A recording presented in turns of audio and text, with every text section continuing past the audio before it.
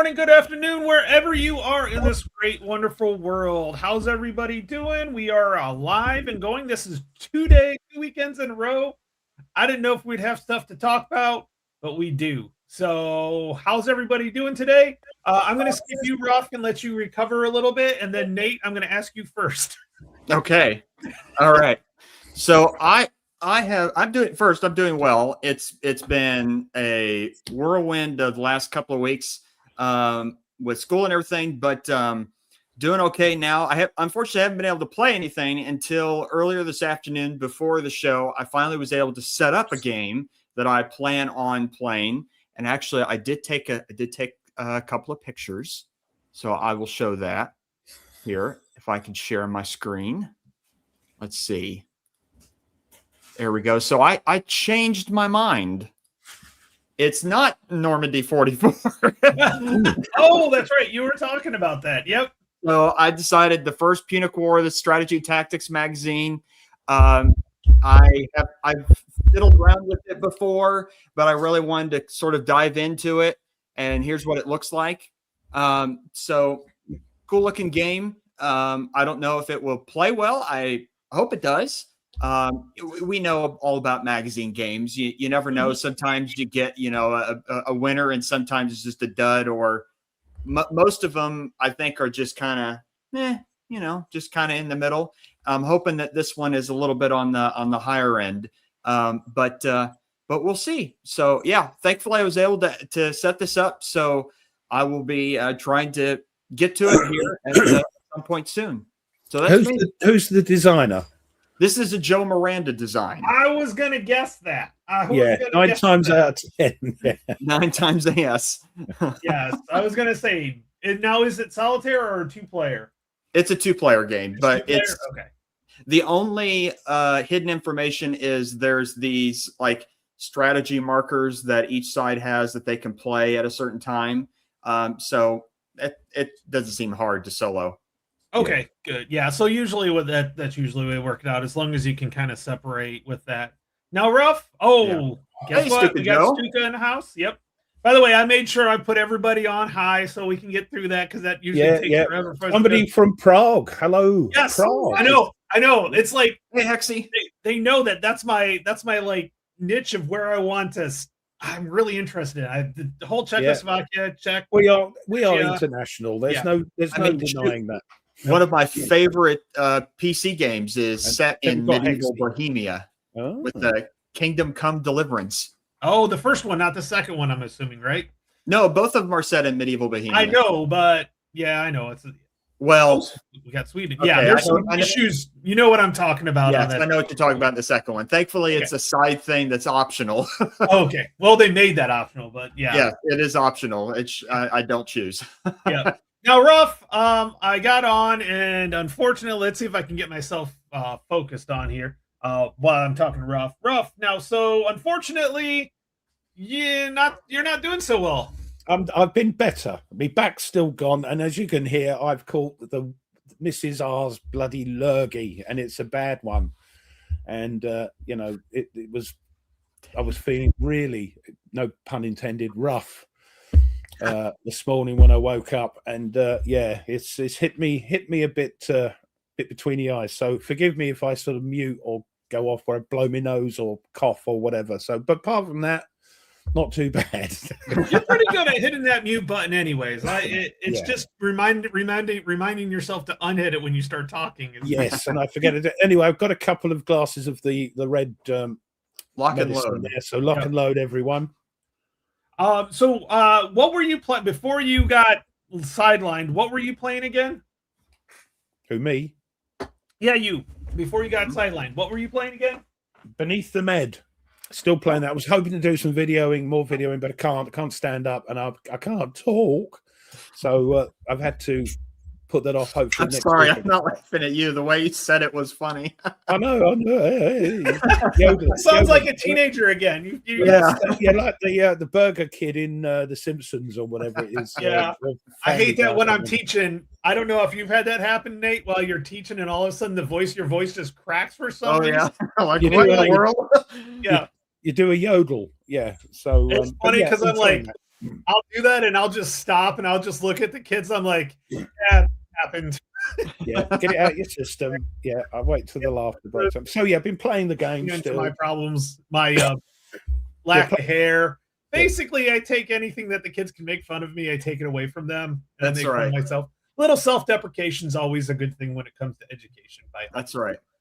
So have you been enjoying Beneath the Men, Ruff? Yes, it is a dice chucking on the rails thingy, but goes well with what we're talking about today, you mean it's a narrative-driven game? No, it's a naval game. We're talking solely about naval games, Hexy. Oh, yeah, because Hex is in here. I saw that. Yeah. We lost Hexy already. Nordic, you haven't. Oh, you have to burn his house down now. Yeah. Well, it makes a change to take the mickey out of poor old Ruff, doesn't it? Now, I noticed on your table there, I could see just the corner of the box there. I believe that is combat that you have. Well, we are talking about. No, I was going to keep them as a surprise, so I'll hide them. There we are. Oh. Okay. I'm sorry. You ruined Ruff's thing. Well, not really. No, I thought you had pulled it out to play.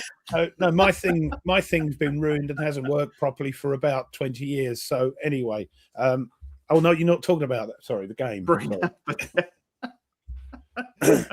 We are here to introduce you to English words that are English and not American, but also American words that are not English. They both go both ways. Yes, yeah, not so many though. I'm not dead yet. I'm not dead yet. I'll go for a walk. Nate, I got a book. Nordic's got a book request. Although he missed last week's book request that you filled, but he probably did watch it, so he probably knows what he did. Yep, I saw that. So, Nord, go ahead, put it in there and let us know. So the kids were gone. The family was gone for 2 to 3 days. They went up to Niagara Falls while I was teaching still because I still had to go. And instead of playing games, I read books. I literally sat on my couch all evening long and just read books. I got better. But what I wanted to talk about, so I finally did get to play. I finished off the 2 books. It was great. Although the house was eerily quiet without 4 other people in the household. I had 2 guinea pigs, 2 parakeets, a frog, a swimming frog, a dog, and a parrot. And that still wasn't loud enough. So yeah. But I did continue to play the Gorilla Generation. And there's a new mechanic in this. Not really mechanic, just kind of a new feature that I wanted to really talk about because it's interesting because you do have to predict, you do have to play for it. So generally on most, so I'm going to put this up here. So there's 3 sections. One's for the government, one's for the rebels. I can't remember the name. But then there's this little bottom part right here, which is usually event text. Okay. But in this case, it's breaking news. Oh.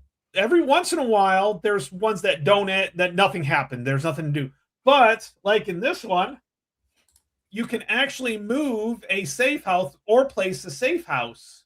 So you go through your usual actions with like coin games, where one, yeah, of course, now it's going to not focus on me.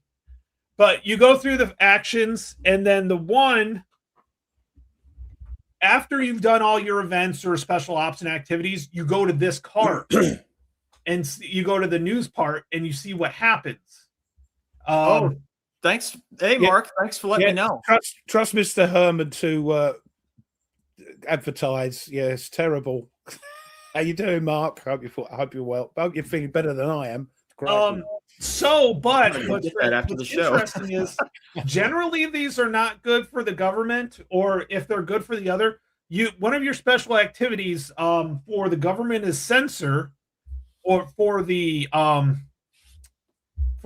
rebels it is propagandize, and it cancels this out. So you might have a plan to do, but when you see this, you may not want this to happen because it can adjust your public will and cause problems. So you may have to not be able to do your special activity. You might have to censor, so you can censor this and not have it affect. I thought that was a neat little twist. I don't know if all of them have that, but this is definitely a neat little twist. That's cool. That is really cool. Yeah. I'm still waiting for mine. I mean, only last week, the other show I told you, I just received Purgatorio. That everybody's had that for weeks, so that one is going to take a few weeks to get here on a slow boat from China. But as Nordic says, one thing me personally, extremely excited for coming up soon is the Thunderbolt Deluxe Edition is going to be charged here within the next few days. So we should receive it soon enough. And no, Ruff has the lurgy. No, it's proper lurgy, proper infection cold. Yeah, it's not hay fever season. No, I get that as well, but no, it's lurgy. So, by the way, before we get into our topic, because I know Tony, you're going to talk to us. You have some special things about it, but I did want to ask, since Mark's in the chat, Mark, how's the next game after Army of the Potomac coming? I saw your video on YouTube showing the map, which looked really cool. So that looks neat to do the Lee invades North. Excellent. I'm looking forward to that as well. Yep, I am too. I don't know if I'll get to it, but we'll get that. You've got to have it just in case. It's. Oh, I mean, I've already said it a number of times. Whatever's on the table is that's going out first. You're just going to do that. He's going to table flip just to clear it off and then put it all down. He doesn't care where the counters go or anything like that. Yep, absolutely. I'll call into school. I'm sorry, I'm sick today. Because Thunderbolt came in. So I'm just kidding. Yeah, well, there you go. And it's good to see. We haven't seen you for a while, Blast Pop. Hope you're doing well. Yep. Yeah, hope you're doing well. Very cool, Mark. Very cool. Yep.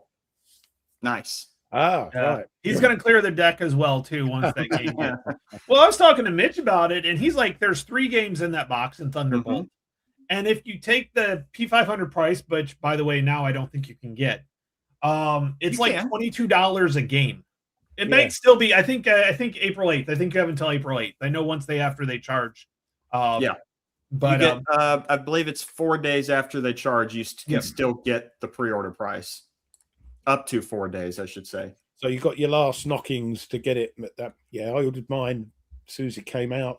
As soon as they put it on P500.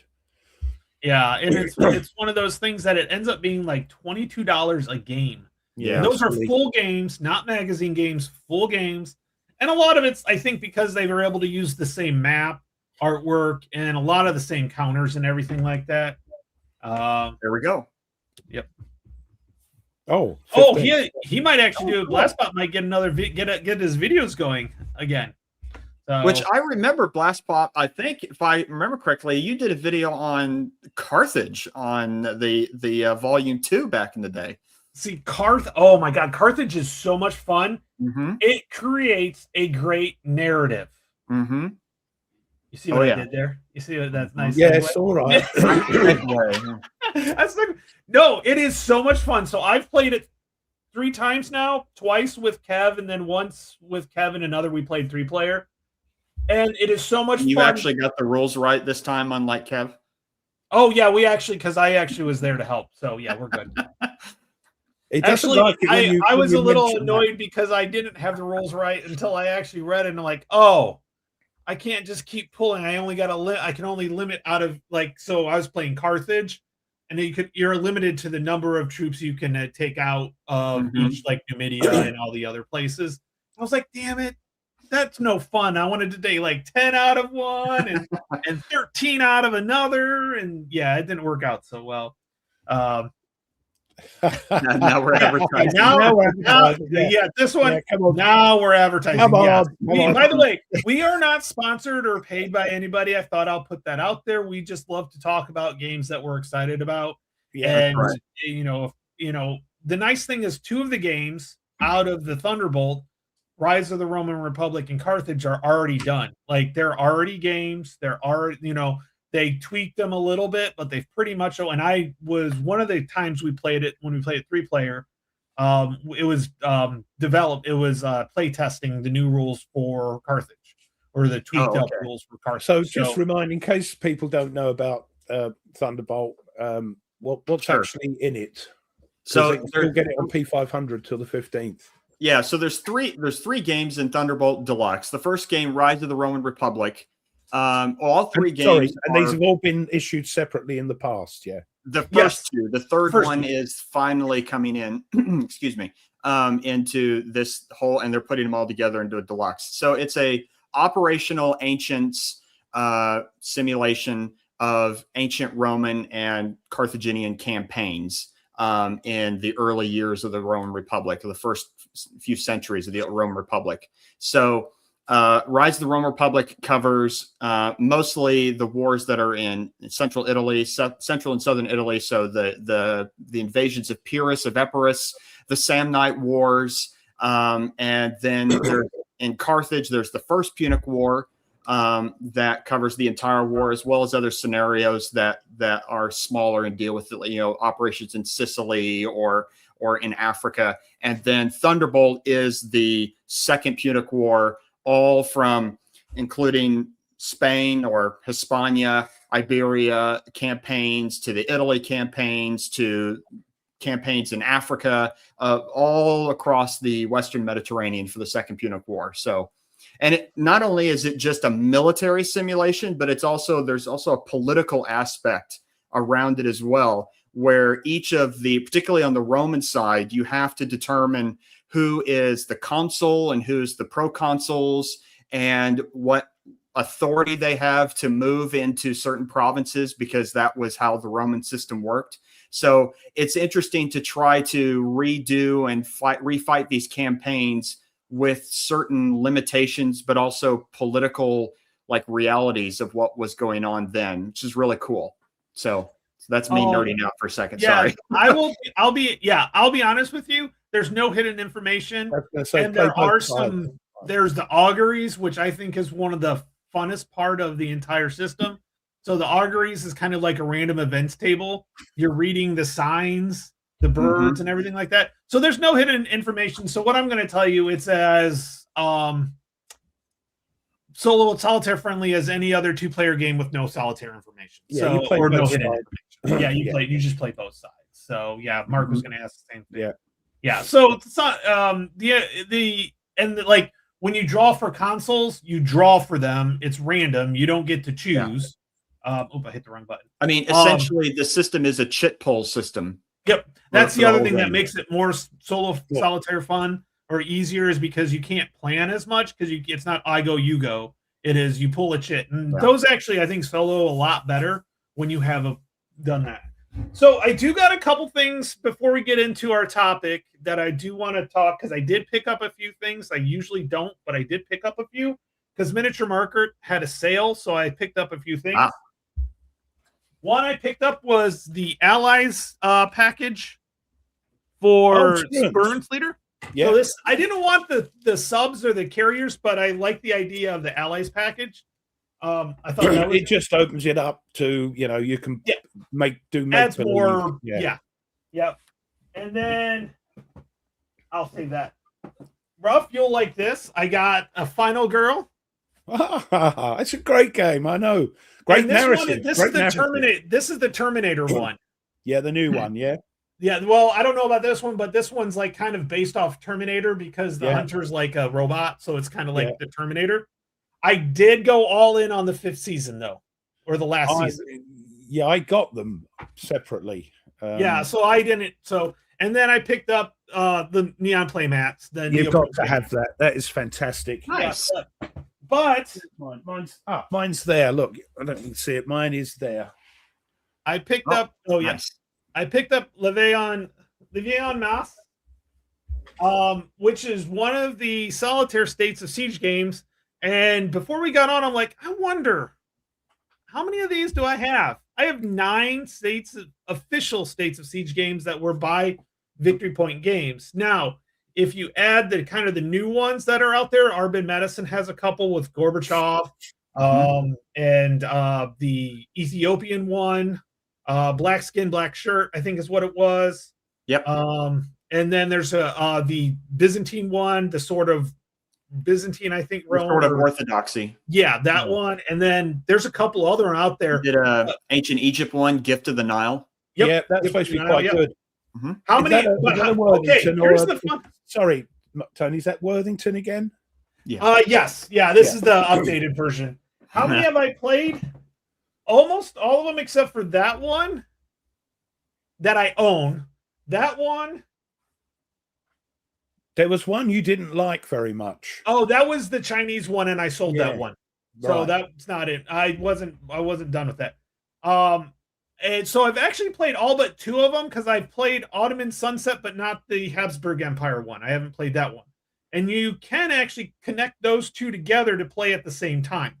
So I'd want to play Habsburg first, and then I'd put them together because I have played Ottoman Sunset. And they both can interact with each other? Yep. Mm-hmm. Yep. There's some interactions between the 2, which is really cool. Just hoping that Worthington... Constantinople is a print and play one, and I do want to get that one. So, which is, I have to build it. That's the downfall. It's about 30 cards, and that's where I come up with an issue. So I'll have to I do have a video, it's quite old now, about how to do your print and play games, how to do your counters, how to do your cards, how I do them anyway. Yep. Not necessarily the correct way. It's how I do them and the maps and things. So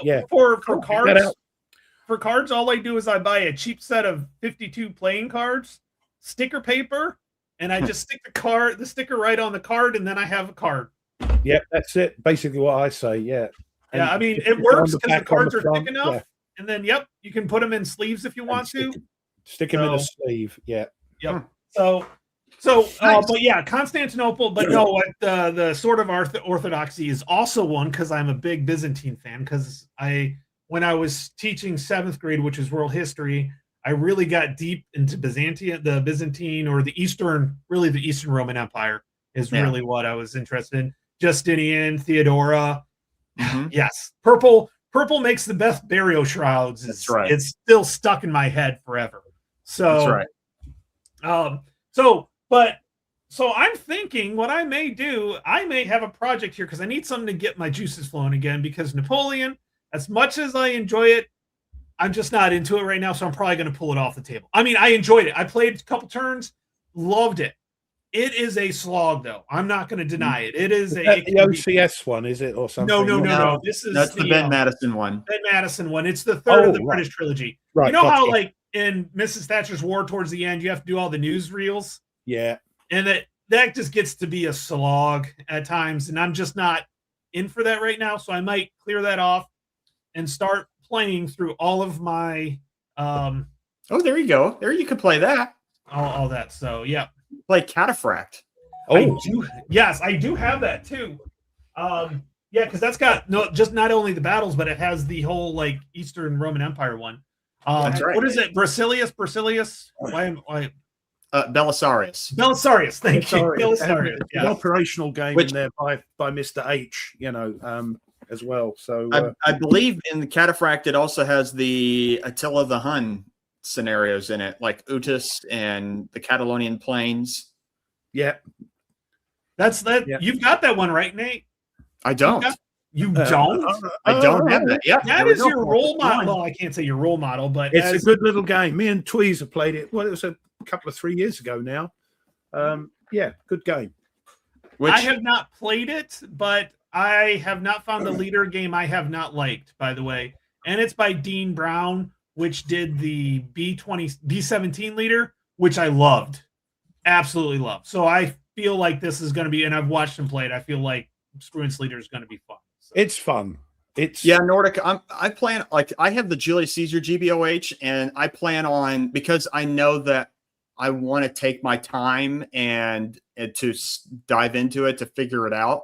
I think I'm going to save that until after I finish my dissertation, so then I don't have anything else on my mind. You're sort of set up a little bit by playing a little bit of Normandy. Norman Conquest. Sorry. Yeah. Mm-hmm.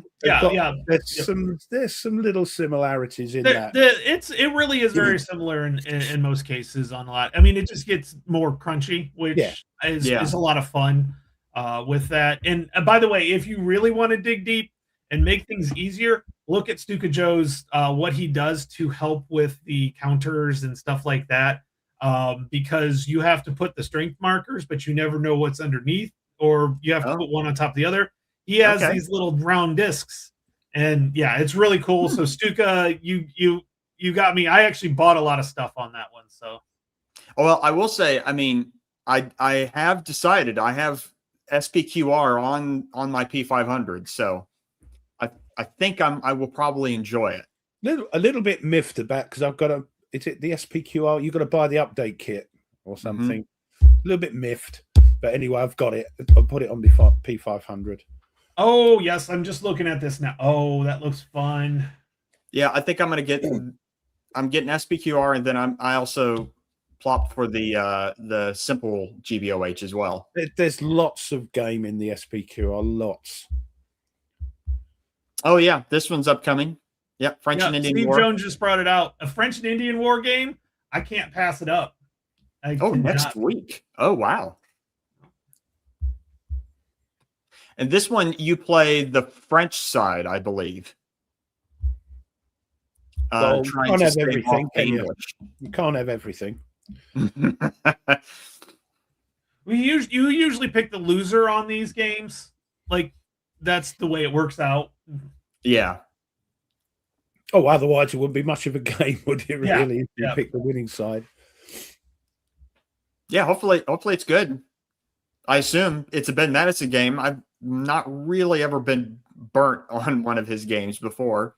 No, not at all. Not at all. So I didn't even realize that was coming out. So yeah, honestly, take a look at Stuka Joe's and you tell me how much easier it'll be to play the game. The man is a genius. He's a legend in his own lunchtime. He is amazing man. I'm joking, but yeah, Stuka Joe, you're just one of a kind. That's cool. I'll definitely go check out that video. Yeah.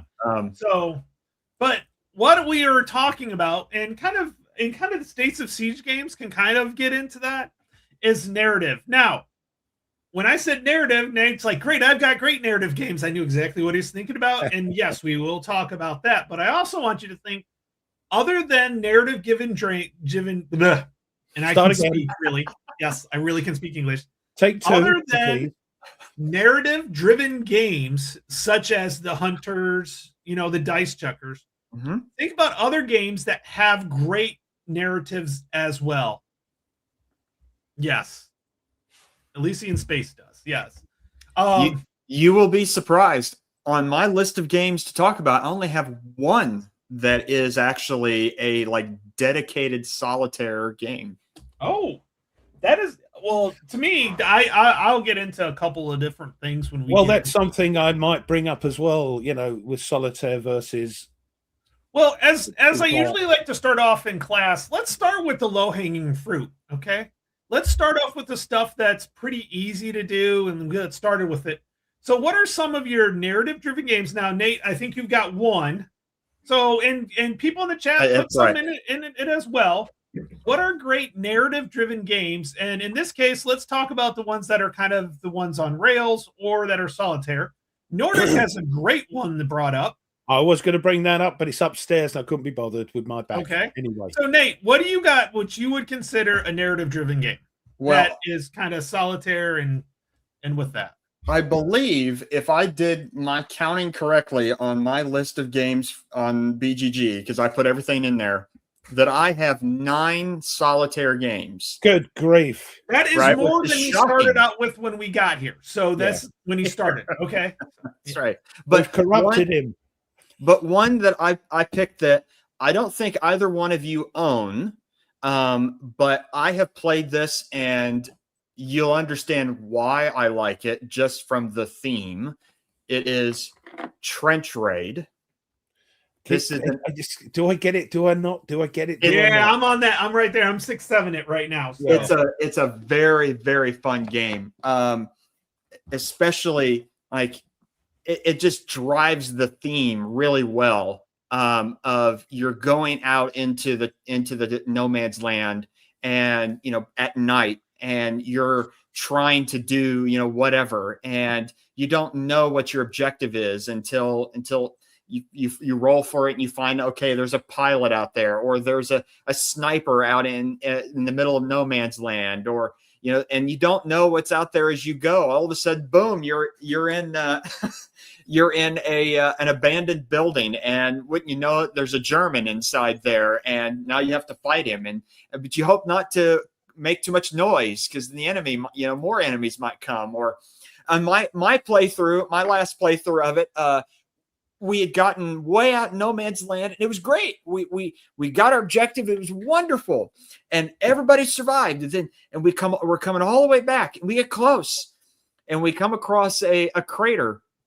And wouldn't you know it, one of my guys tripped over an unexploded bomb, and he blew up. So that was the end of him. So it's a great story. Again, that just come up, Cromwell. Cromwell, Code Word Cromwell. That's one that's always been on my thingy. It's so hard to get. It looks outstanding.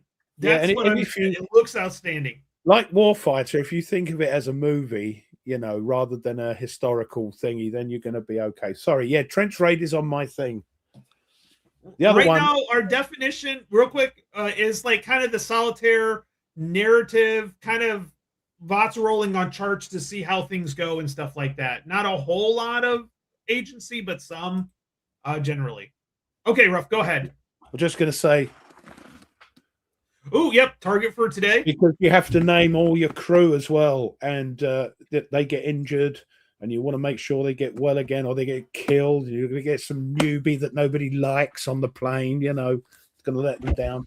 It's, again, on rails, lots of charts and tables, but it's if you can just forget that and let the dice run the game for you. These dice run the games, this and what I'm playing at the moment.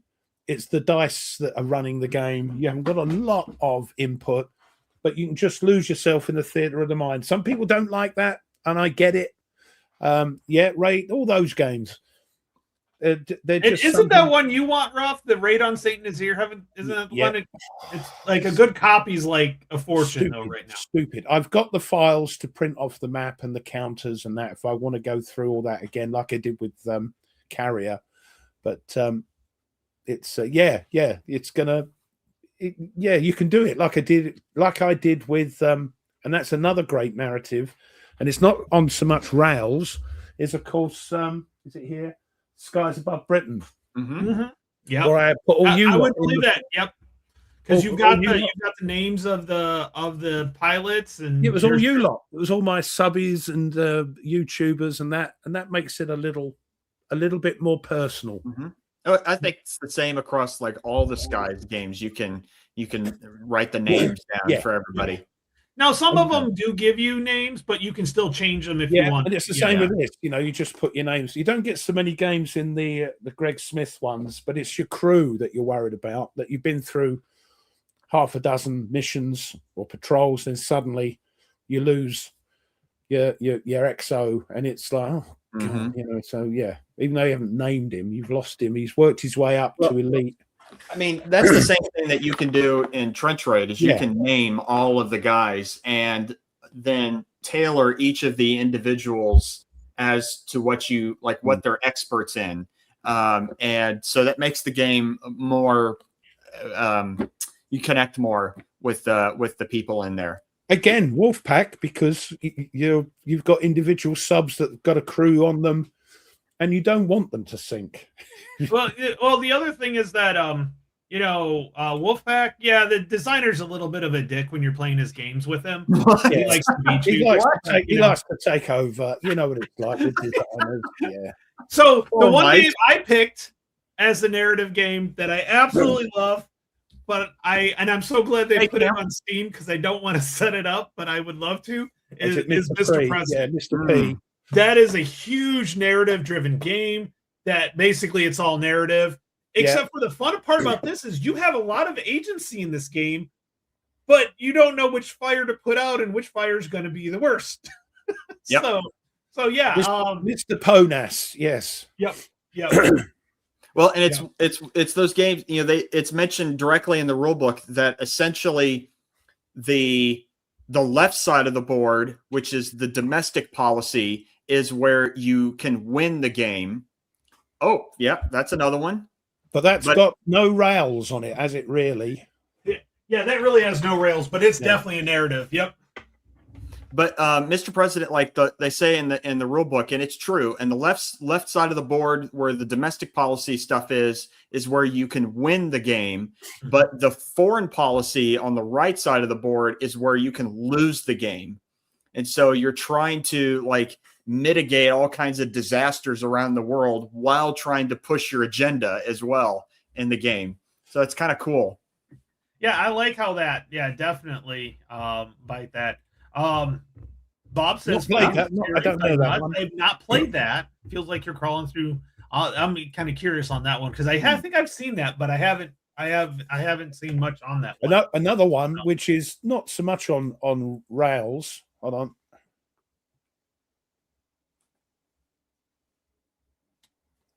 Yeah, but you've got both. You've got both. You've got ones that are on rails that make the theatre of the mind, and then you've got ones with more like RAF, like Fields of Fire, where you've got a lot more thingy, and there's a lot more, but there's a strong narrative. Yeah. But if we're talking about Crowbar, that's Never played it. It's like a reverse against the siege. It's like you're trying to move forward all the time. Yeah, but you can see the narrative in that one. Yeah, so because a lot of I guess the one way I'm going to talk about narratives right now is they're generally solitaire games where you're kind of reacting to other people. Are the best narrative games solitaire only? No. And you two are going to put me right on that, aren't you? Yes, that's the whole idea.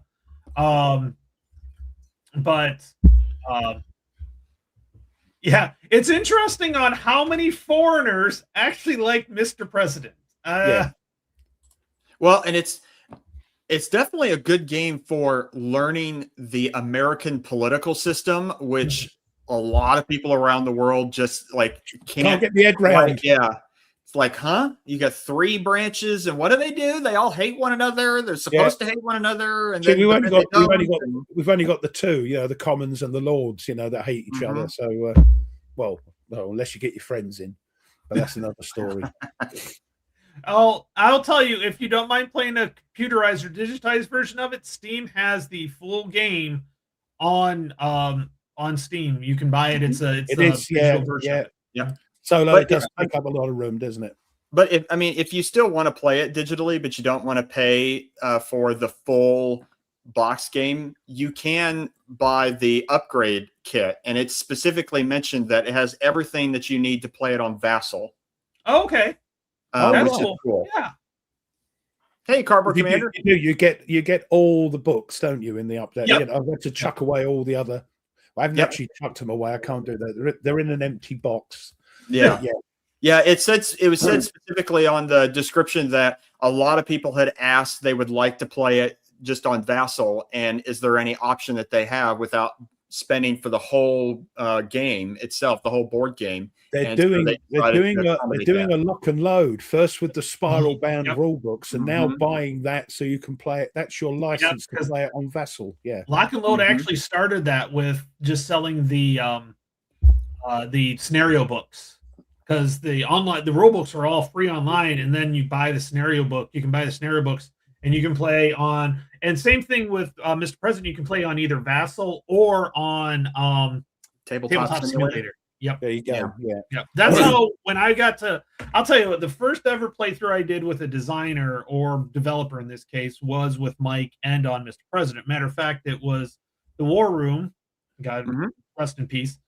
He got me into that, and he's like, I can show you it. And I'm like, okay, it's like, that sounds good. And then he showed it to me, and then we got Gene on, and it's just a phenomenal game. It's so much fun. You think you're starting to move forward, and then that card you flip over, and you're like, if you ever think you want to be president, play that damn game and tell me you still want to be the president, and I'll vote for you. Like, I'm like, it's like, oh my goodness. It's like, hello.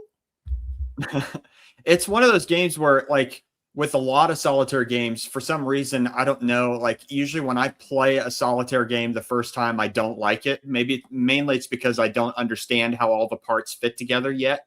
But then I keep playing it, and at some point, finally, it clicks for me. and all of a sudden it's like, oh, this is actually really cool. And that's what happened with Mr. President. And this one, the last one, again, not on rails as such, but yeah, combat. That relates back to the ambush game.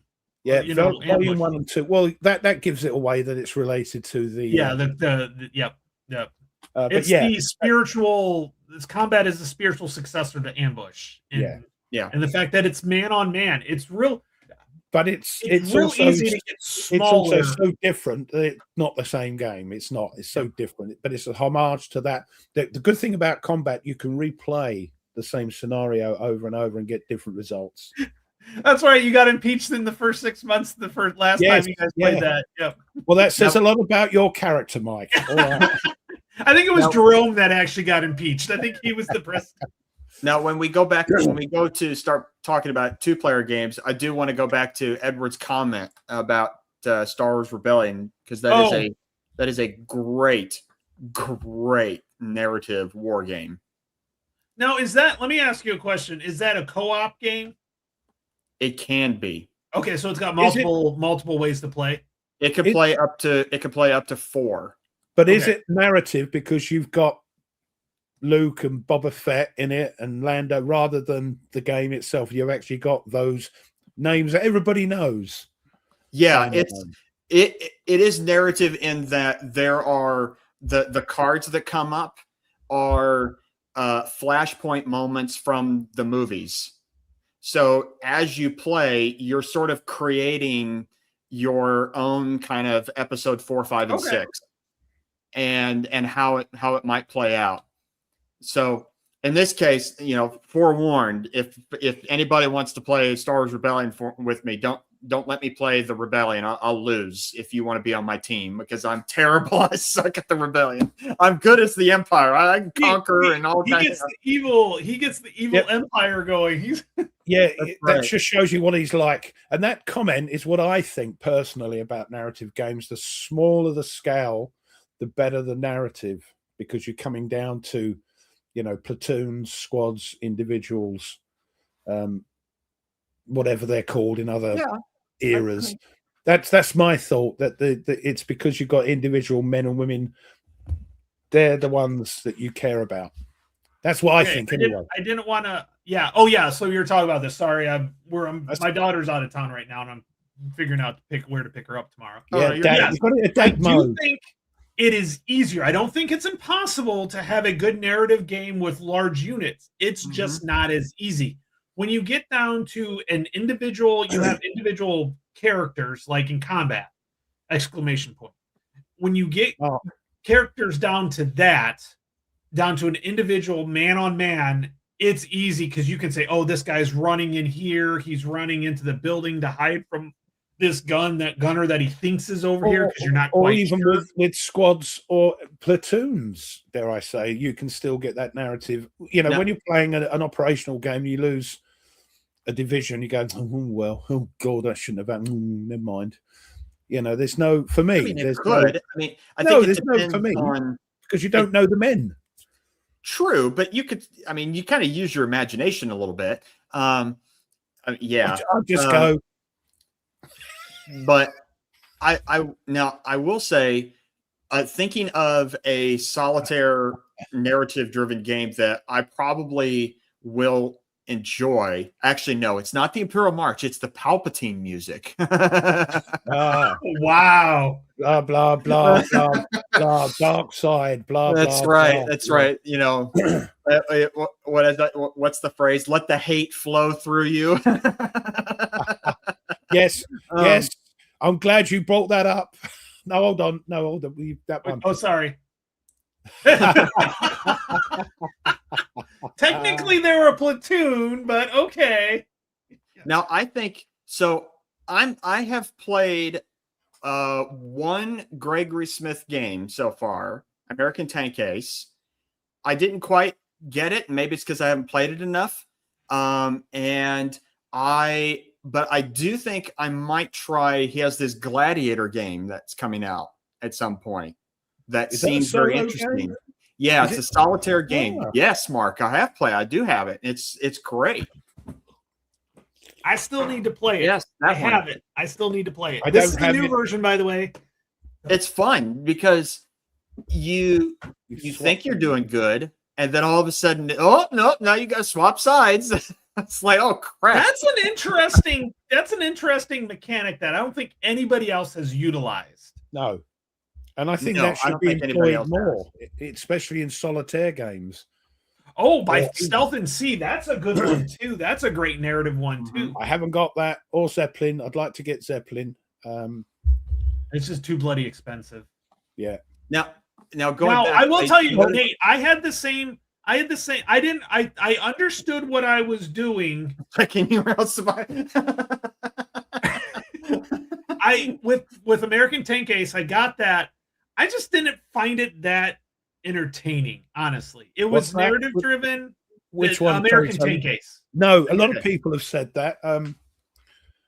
His other games. And I are like great. those games. That's what was weird about it. I like Yeah. those games, but Not enough. I not couldn't tell really when I enough played in it. Is it just me, or is it I'm not getting it, or is it there's just I don't know. It just which is weird because Western Front Ace, It's same lots of- kind of idea, but I don't know what it was. I really don't know what it was. So maybe British Tank Ace is better, or maybe the German Panzer Ace will be better. I don't know. See, even Richard was like he didn't care for Tank Ace either. No, I mean these things like the Hunters and the Hunted and all that, and Beneath the Med and the American one, Silent Victory, they do have little weeny differences in them that make them not just the same thing in a different Yeah. I mean, these have got the Oh. Stealth and Sea people in it that you can go on special missions and do that. They've also got ones where it's a download from BGG where they're on the surface putting limpets on rather than going underneath and leaving. Okay. There's differences between the Hunters and Beneath the Med. I've still got to play properly Silent Victory. I assume the big thing on that is their torpedoes don't work. Yeah, you can survive first- that game. You can survive that game pretty good, but you just can't sink anything. Yeah. Part of the game. So No, I Nate, you would were going to say- say something about this. Yeah, so I played it. It's a pretty looking game. I like the box, the map, cards, everything looks really nice. The problem I had with the game was that unless you know Napoleon's story, then the cards don't make sense as they come up, like how things connect together. It's more of just, oh, I have this stat, plus modifier over here and this over here. And it doesn't feel like there's an actual story. There's no like flavor text on the card. Yeah, it's just weird. what the card does. And you have to go in the rule book and, like it'll describe what's in the cards and like that. But I'd rather have at least a small sentence on the card. Oh, I've watched it played, but I didn't really pay attention to the cards. I know And I don't know much about Natalie flavor either. text or anything on that. Yeah, there's no flavor text on it. Okay. I mean, whatsoever. that's why I liked Malta Besieged, because you could play the game going through the cards in the proper order. How things happen. But when you shuffle them up and put them into their little piles, you sort of know what's going on when something out of order happens. Yeah. Well, I think that's with all of the and they've got narrative text there as well, so you get a little bit of background to what's going on. Now, the one that I found was interesting, and I actually think it's my favorite States of Siege, is the Mound Builders one, which I wish they would reprint in the fancy schmancy Worthington version. But I do have it because it's the actual pre-Cambrian Indians. Or pre-Columbian Indians. Not Cambrian. Yeah. Dinosaurs. So basically what happens is the game starts out, so this is a different part of the States of Siege. You actually have to go out first. You have to expand out of Cahokia and then build it out. So you could have some tracks that are pretty short if you don't expand it out far enough. So, and then you kind of get tacked in between there. Yeah, Ralph, I know you put that on there. There is, if you go onto BGG for the Hunters, there is a ton. You can be Russian submarines, you can be British submarines, you can, there's a little fan-based things made, and you can print out the sheets for the submarines that look like the ones in the game. There's lots of stuff on BGG for that, but yes, there isn't a boxed actual box. Yeah, of games. Yeah, I kind of get to this point. I'd rather do Tank Duel because it's just fun shooting people in the face. That is having a couple of glasses of the old red juice and then blowing somebody up. I want Ruff to have that half bottle of bourbon that he talks about. I drunk bourbon once on this show, and I'm thinking to myself as I'm never again. I'm thinking, oh, be careful, Ruff. You're starting to get a bit leery.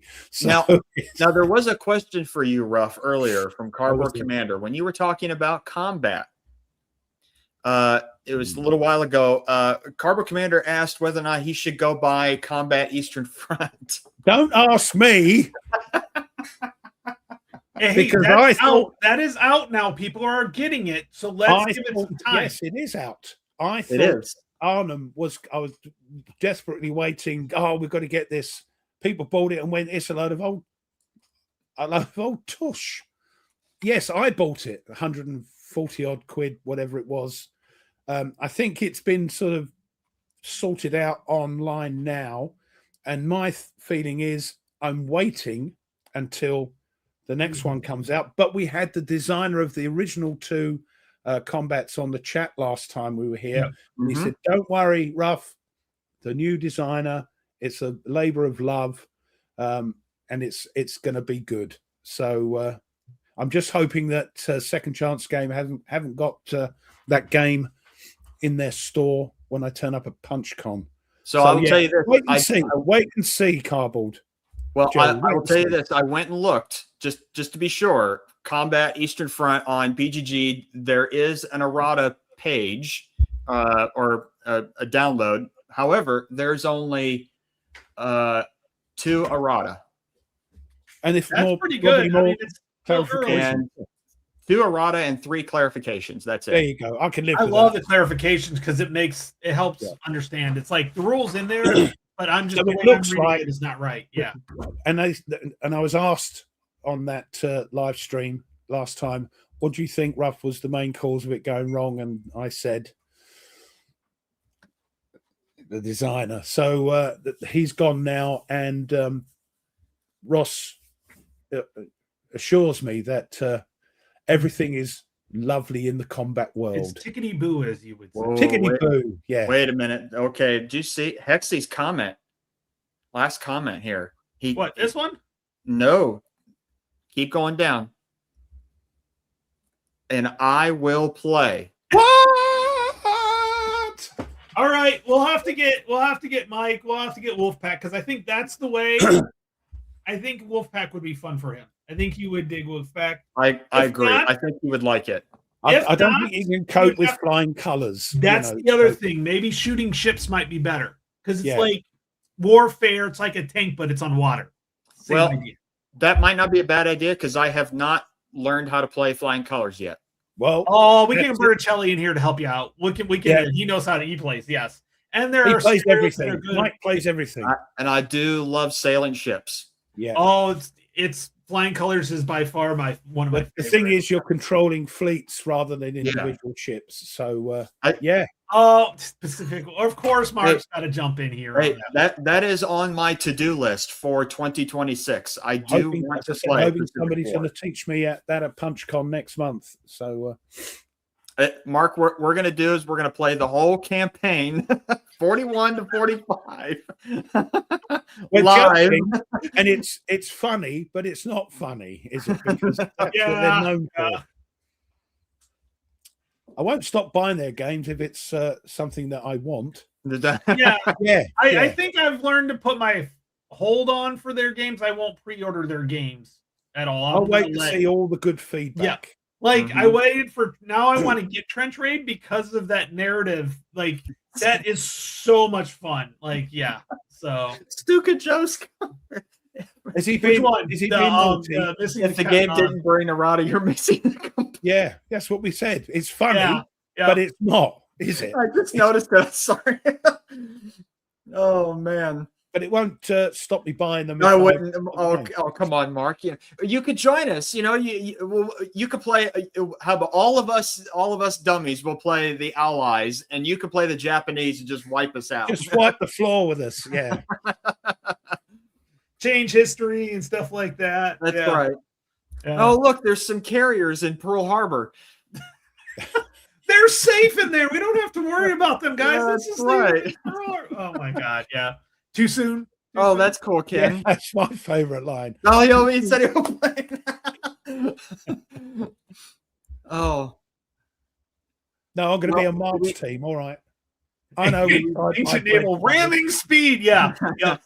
Yep. See, that's one war galley, which is a GBOH. Ruff, you have war galley. You picked that up, didn't you? Yeah. I You're was lucky actually enough- fighting trireme versus trireme. I think Nordic was lucky enough to pick a copy of that up as well. Oh, it's selling for stupid amounts if I I know. remember right. Is that really the only ancient naval game that's out there? That Like- is of any that I know of. Well, you do have which one is it? Where you use the rules of this in one of the scenarios. I Oh, can't for in the Julius Caesar one, there is. yeah, and they give But you a it's sort GBOH. of- Oh, okay, Short Charles. rules. Avalon Hills Trireme. Okay. Right. Well, yeah, you're probably going to get war galley easier than you can get trireme. yeah, and that's War hard to get. galley. Yeah. I Right, haven't played it though.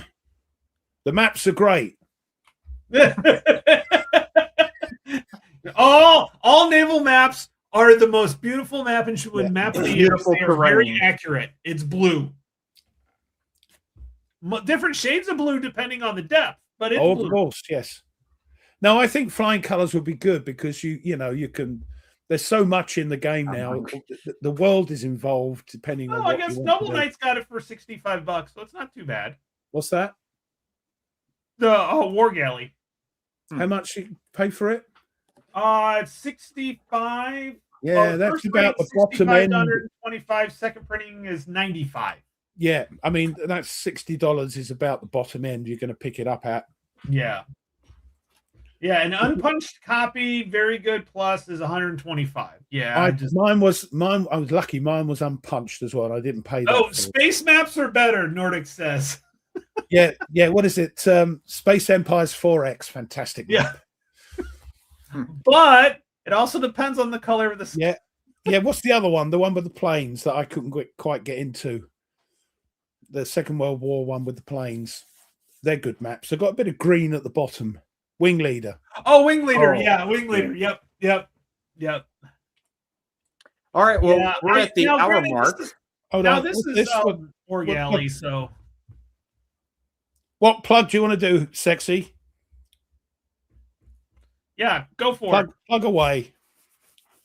You guys got something going on tonight? Are we doing Yeah, that's what, Emmitsburg? he's gonna pee off once he's done his plug. He's gonna. I've told him they're off now. Hey, Right. we got he's interacting, so we got the whatever got analytics engagement. that they want.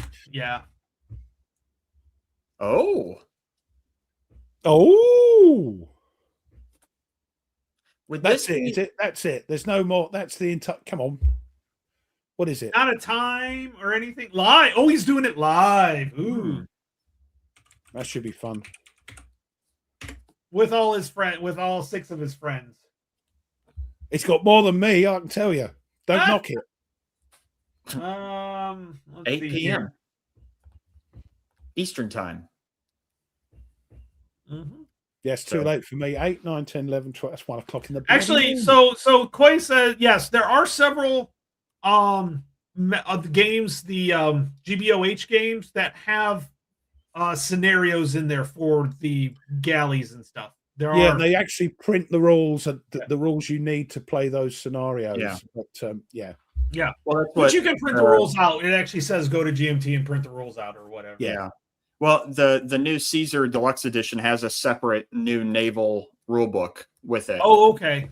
Oh, you know that's what? been the I think I upgrade, saw is that it? when I opened that. Yeah.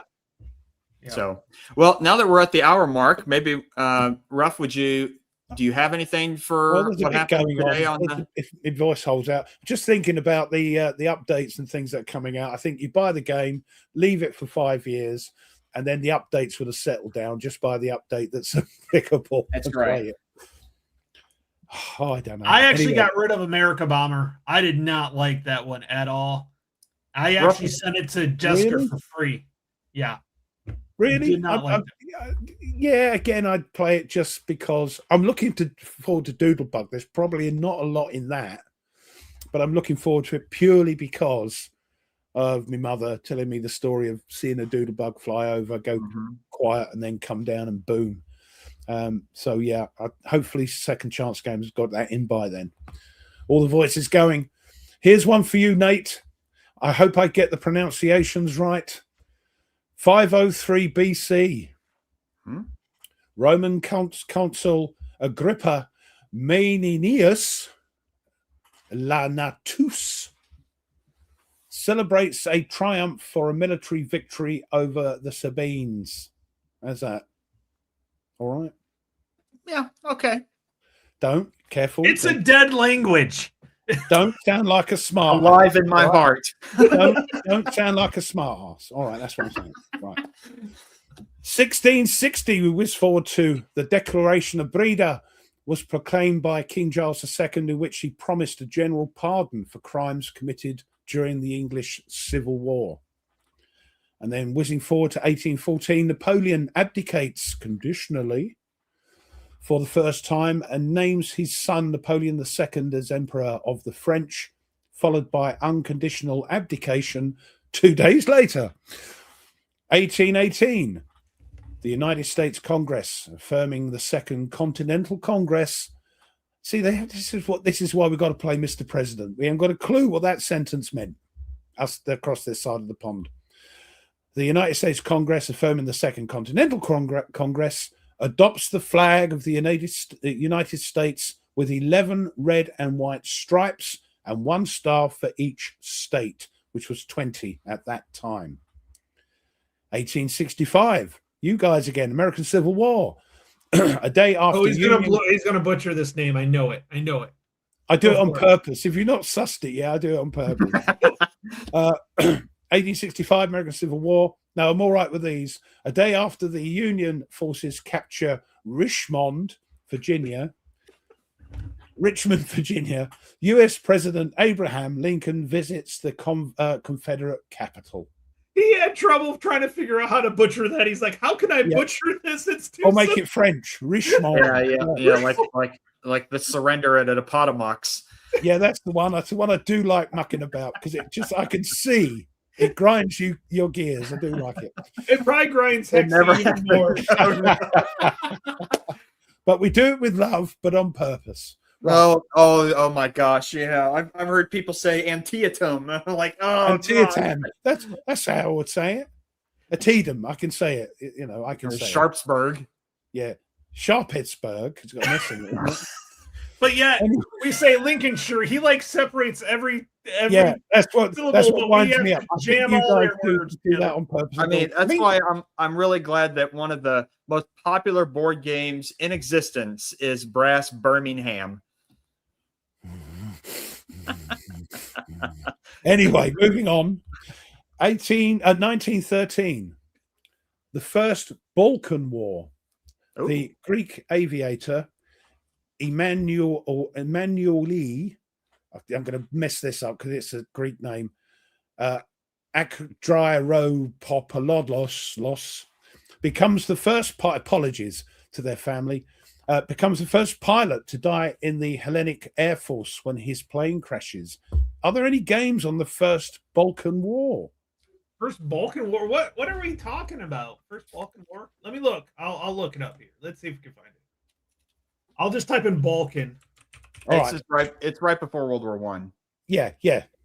Oh no, nothing in with Balkan in the name. Obviously. Get on it, designers. Anyway, 1925, the Schutzstaffel, the SS, is founded under Adolf Hitler's Yahtzee party in Germany. There's one. There's a Balkan War game, strategy and tactics. Oh, it's a magazine game. I knew it. I could put money on that one. Called the Balkan Wars: Prelude to Disaster from 1993. Right. Okay. That's probably okay. It's probably okay from that era. So yeah, I was quite surprised how early the SAS were formed. 1925. Mm-hmm. 1945, World War II, United States Army troops capture Kassel. And 1945, World War II again, of course, Soviet Red Army troops liberate Hungary from German occupation. And then whizzing afterwards, 1949, the North Atlantic Treaty Organization, otherwise known as NATO, was established by 12 Western states, including Great Britain. The military alliance provided for a collective self-defense against Soviet aggression and greatly increased American influence in Europe. And then finishing off with 1973, a Lockheed C-141 Starlifter, dubbed the Hanoi Taxi, makes its last flight of Operation Homecoming.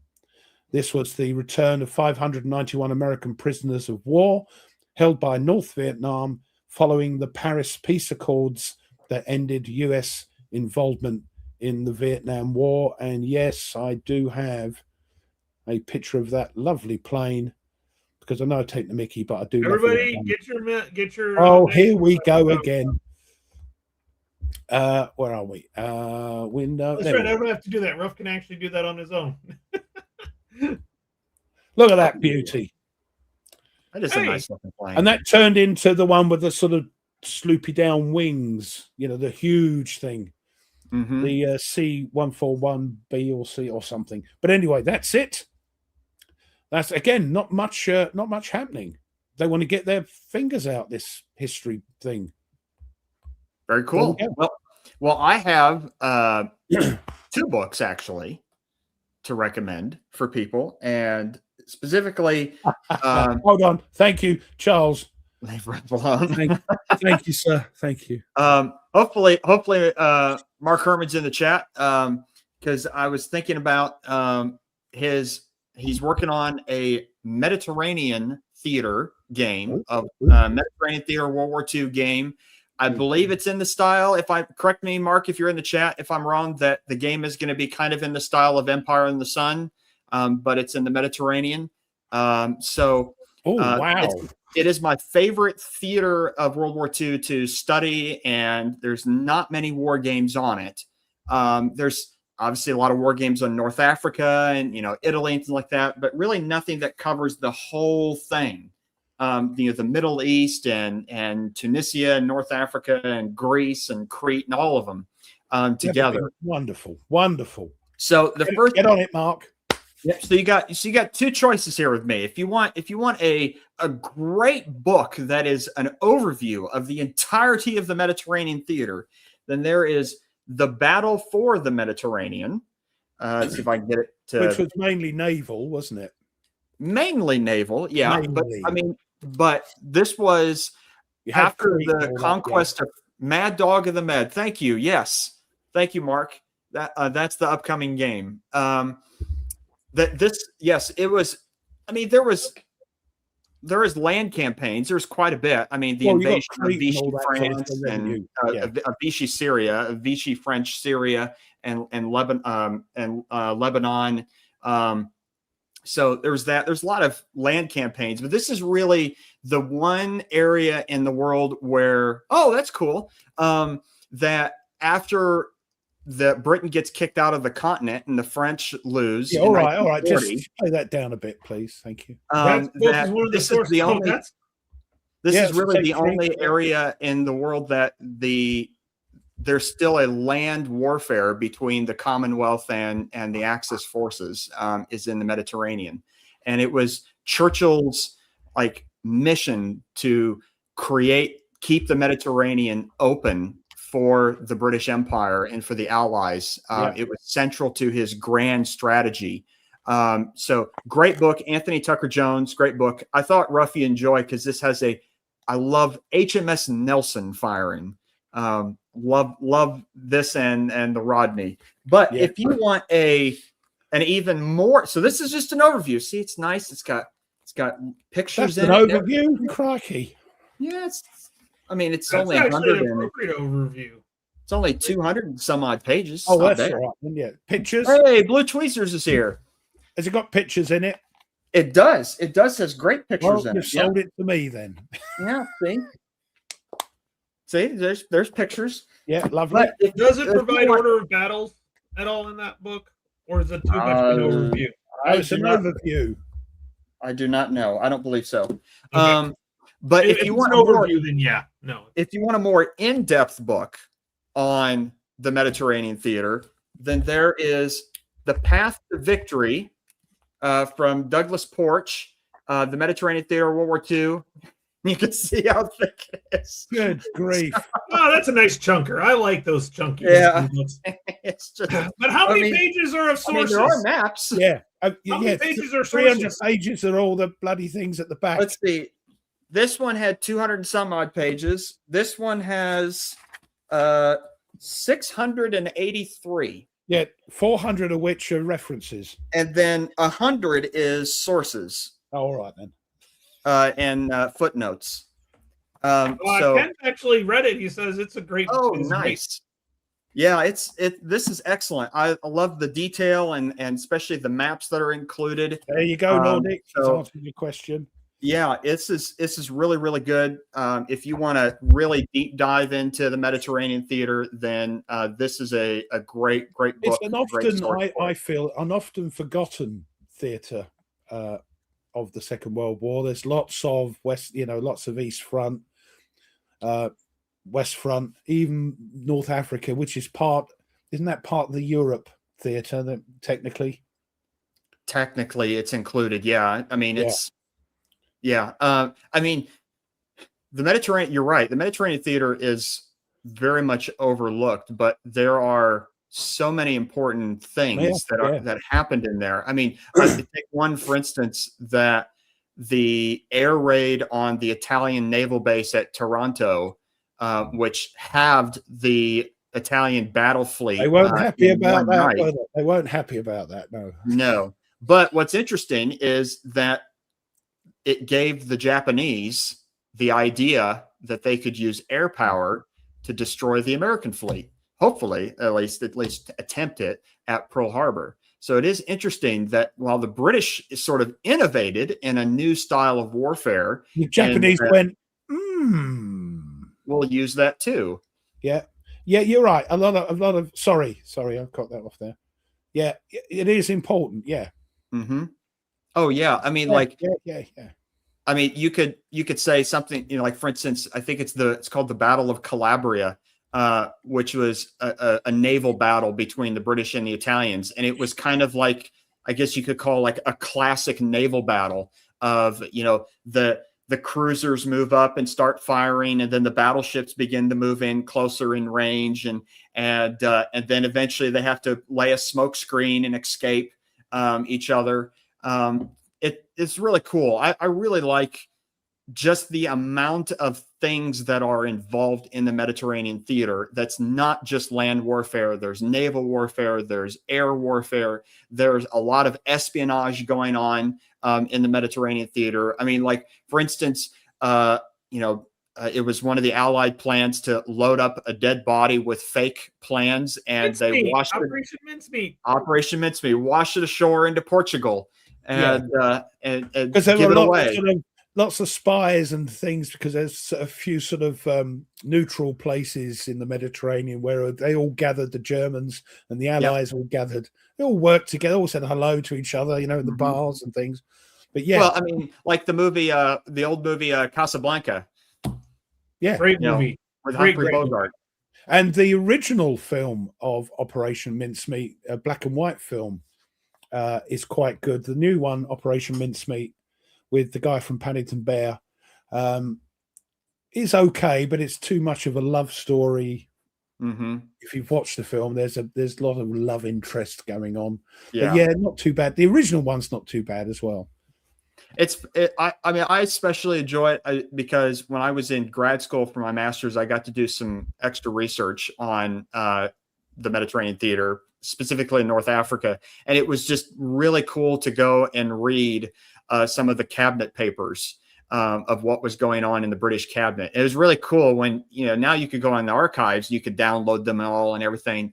But the scan of it still has at the top secret for certain eyes only. And it's like, oh, it's on my computer now. Yeah, I know the stuff you could, you think that was top secret. Then it's all. Yeah, it's quite true. Yes. Mm-hmm. So yeah, there's my books. So now we can get back to more narrative-driven games. He might have something. There's something new that caught my eye on GMT's P500. Sorry, I'll forget otherwise. Before you do that, whoever you're watching, and somebody is actually watching the 3 and getting feedback and echoes and things like that, smash the like button, please. Let us know that you care. Smash the like button, and we'll love you for it. And there's nothing you can do about it. What's this then? So, Chalice of Poison. This is the Iran-Iraq War from 1980 to 1988, and the one reason why this caught my attention is because why have I not seen that? This is brand new P500. I think just went up. Is it not solo friendly or something? Or it's already. It is very solo friendly. Actually, they have 2 bots. Damn you! Damn an easy bot and a complex bot. So Charlton Heston, damn you to hell! Right, Tony, you can actually hit the at a glance thing, and it tells you about the whole game right there. Go down. See the at a glance? No, go down. The thing right there. Click to it, enlarge the picture above where the Chalice of Poison at. It's like talking to your mother, isn't it? It is. Yeah. It's right below the new to our P500 order program and want more details. It's the picture right below it. At a glance. There we go. There you go. I didn't see it at a glance. Is that why it's called at a glance? Oh, there it is. I see the at a glance now. I see it. Okay, I see it. So I'm just messing with you. I know. But so the one reason why I picked it is because yeah. Hold on. Add to cart. Yes, bugger. Right. Is because it doesn't exist. War is interesting. We do a lot of wars and stuff like that, but nowadays there's such a there always is a political part to it. There always is. But we don't get into that very much. And in this case, this is more it's a new series that they're doing where you're going to be having to add in the political aspect to it. So I'm kind of interested to see how it goes. It's just an interesting, also it's a topic that I grew up during this time, and so I heard about it, but I was like less than 10. Like I was 7, 8, 9, 10 when this was going on. So I had heard about it because I always watched the news and stuff. I've been a news junkie all my life. But so it's really interesting. So I'm just kind of curious to see how this goes, but I do like the idea that it is not just of course now I have to go back there. That it introduces the politics part to it as well. Yep. So and I think that's missing in some of like the larger, like if it's a battle, hell no, there's no politics in battle. But if it is a full conflict, there has to be some sort of the politics in it. Now, in World War II, I will give you honest, the politics were probably not there as much. Because it was pretty much so they attacked us, let's go kill them type deal. I mean, there wasn't much to it. But nowadays there is so much politics, and we see it even today. And it's not going to get any better. But they're going to be adding that to this, so this is actually one of the first of those games. So also, they have pictures of F-14s, and I'm just like, that's like my plane. I'm a Top Gun kid. So F-14 Tomcat is like my game. The map looks interesting, and I don't know, this is probably playtest, so it's a prototype, so it's not quite there. But that's an interesting, it's just altogether, it's an interesting idea. I'm going to take a look more in it to see if it's something that I'm really going to look into. But like I said, they have 2 solitaire bots, one that's complicated, one that's easy. So yeah. Oh, that's why he likes the Cold War. I know what he's going to say. So that's something interesting. It's already got 352 purchases. So I'm going to watch this for a little bit and see if it's something that looks really, really interesting.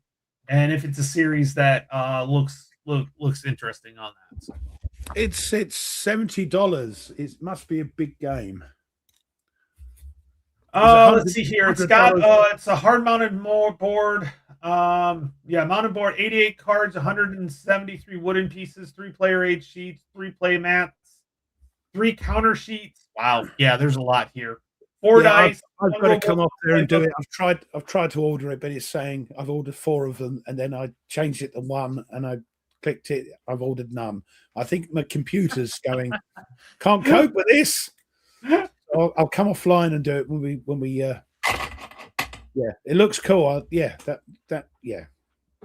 And it's also the designer by just the name. It's Akar Bavardj. I'm gonna mispronounce it. It's either Indian or it's I've done a gesture. I've done a gesture. A new designer. Yeah, it's a new designer, and it might be from the area or like maybe family from the area while this was going on. I always think it's interesting, like the game for the it's a 3-player game for the Serbia conflict. Yes, Brotherhood, Brotherhood and Unity. Yep, that was actually designed by somebody that is from that area from that time period. Actually, that got a lot of stick as well because too soon sort of thing. But the thing is, the designer was there. Yeah. So I'm like, are you going to tell somebody that's in it that they can't do this? No, really. People, as we had this little chat before we went online, regardless, about the troubles and all that, regardless of the game, you've got the right to produce it. The people who buy it will decide whether or not it's going to be a success. And that's what it's all about. Mm-hmm. Yeah, as soon as I said the wooden pieces, I was like, crap, there are going to be people. But not only is this wooden pieces, but there's 3 counter sheets too. So it's the best of both worlds. And the solo is right up the top there. Yep. And there's actually 2 solos. There's, like I said, an easy one and a more complex one. So there's a Henry Kissinger is the more complex one, which is an interesting. At least that's interesting with that. Now, here's the interesting part is it's interesting. I mean, I get it, Koi. Yeah. And but I do like Cold War Gone Hot. I do like historical stuff after. And I think Cold War Gone Hot is neat because it never happened.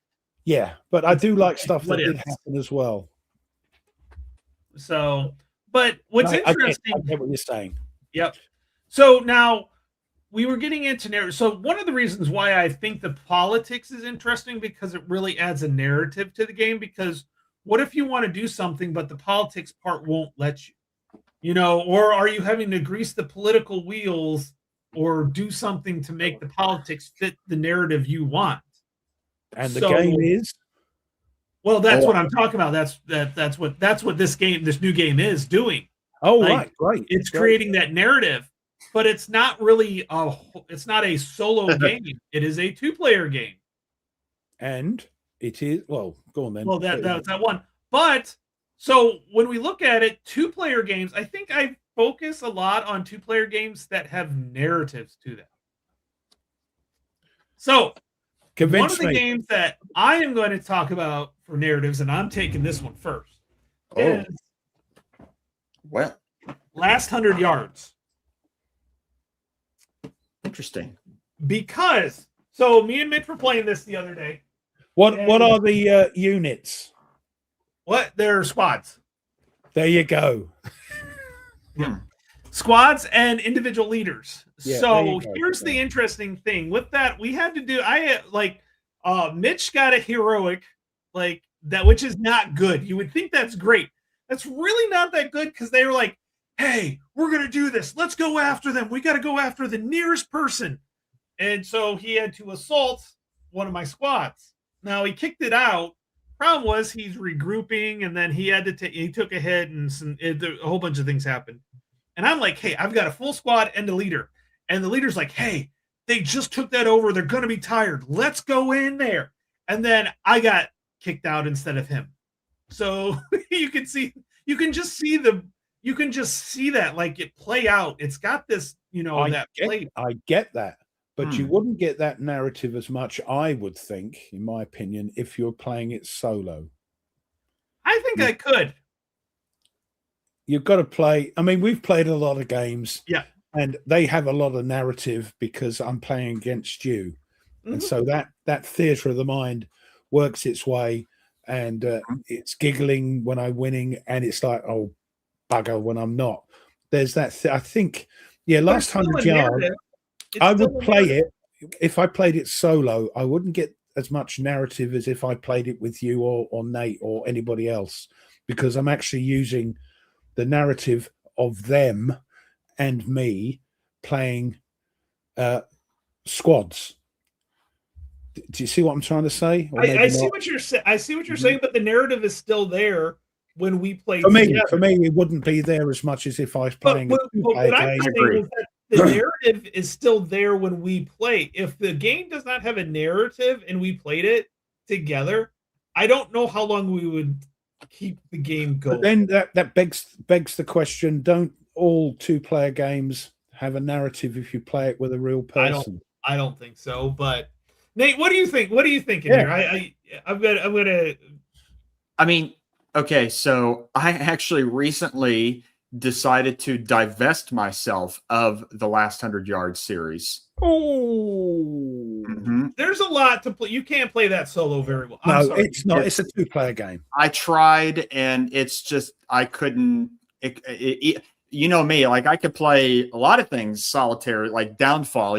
I know, Ruff. You always like, how can you play 4 players?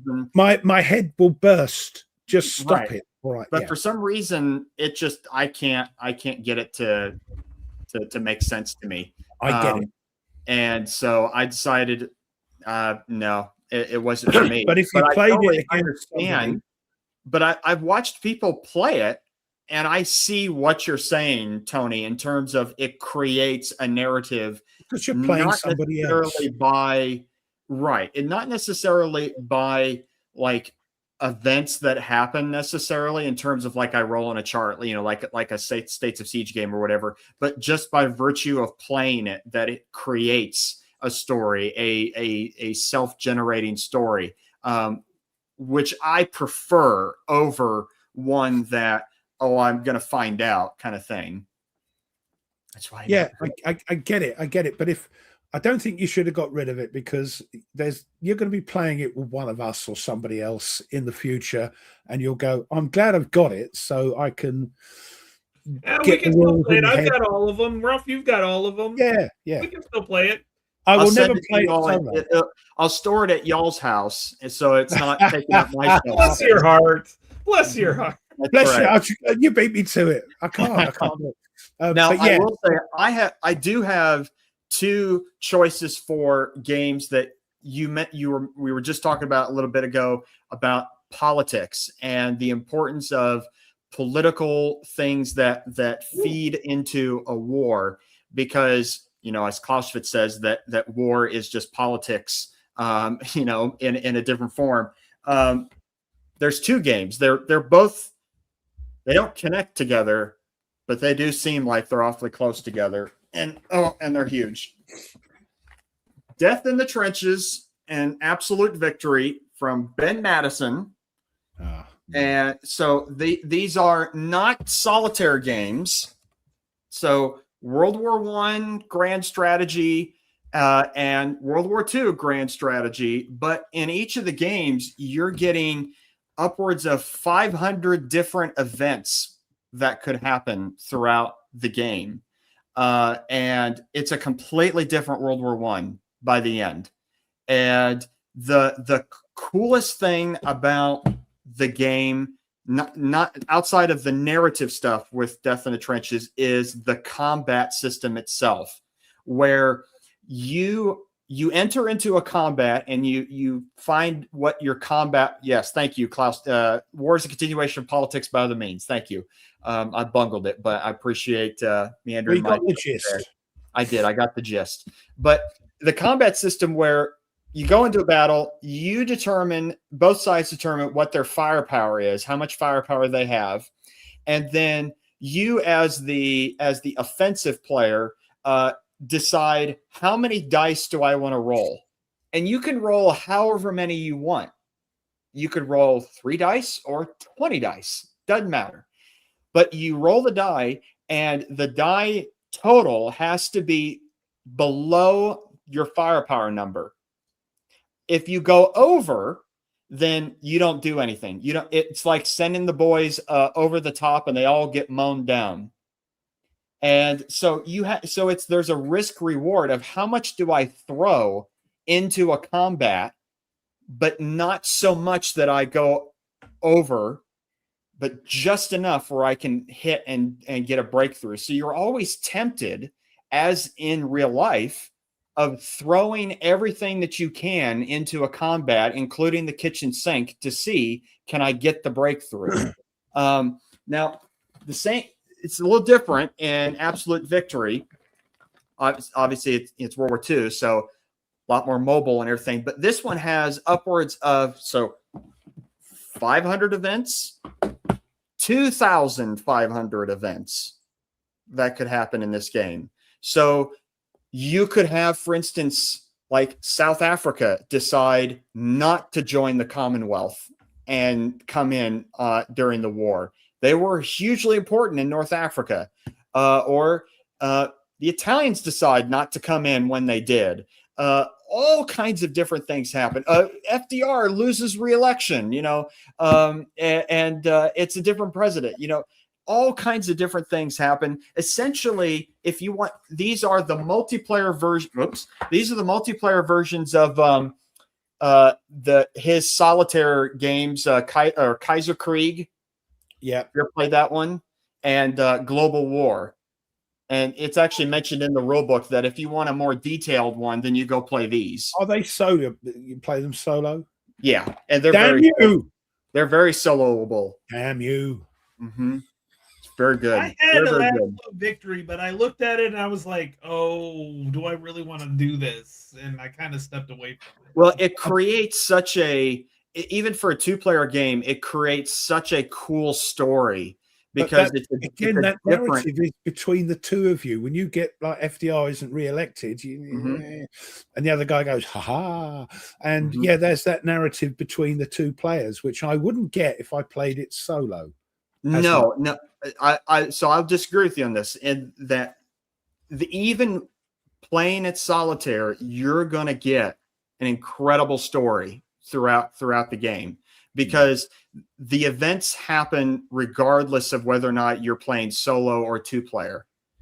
And so you're going to see, like, for instance, last time I played Death in the Trenches, like, for instance, I had the Scandinavian countries join the war, which they didn't historically. And all of a sudden, as the Germans, I had to, okay, what am I going to do? And I had to completely rethink some strategies of what am I going to do based on what's happening across the board. And so there's not this individual narrative of such and such guy did this, but there's sort of a meta narrative I get you. across the whole thing, which I think is in some ways just as cool as the micro narrative. By playing it solo, because suddenly the Scandinavian countries have joined and you think, oh, what are we going to do now? Different, but just as important, I think, in most games. Yeah, but like I said, the combat system, particularly for Death in the Trenches, is just really, really cool. Hey, so yeah, that's mine. Ruff, what do you have? Well, I just want to put up this. Coy said he got Doodlebug. And he thinks it's, for the most part, not narrative, but for me, family who lived London. Yeah, same with me from the stories of my mother. That's why I want to get it anyway, for the stories she used to tell about that. Well, that was like Dunkirk, Miracle at Dunkirk. You had that. I've got that connection, and that's the narrative. And there is a narrative with the game anyway, because you're trying to save these poor souls. Yeah. But it's got that extra narrative, and the Doodlebug. I don't know what sort of game it's like, but because of that story, my mother told me, hearing it come over, seeing it in the sky come over, and then out of view, and then going silent, and then dropping, and then a few seconds later, boom. True. Yeah, that's why I've got to get it. Now, in some ways, this is something like, for instance, this could be something like when you play in a 40x game of how many factors can I get into a combat so I can get the math right on the right column kind of thing. So I do understand. The only thing, so it is a real thing. The thing about like the Zachman system that you just showed, there's a max anyways. You can't go over it. Correct. That doesn't have sock bombs, though, does it? It does have sock bombs. Everyone doesn't know. Oh yeah, no, but it still has the you know, it has zone of control.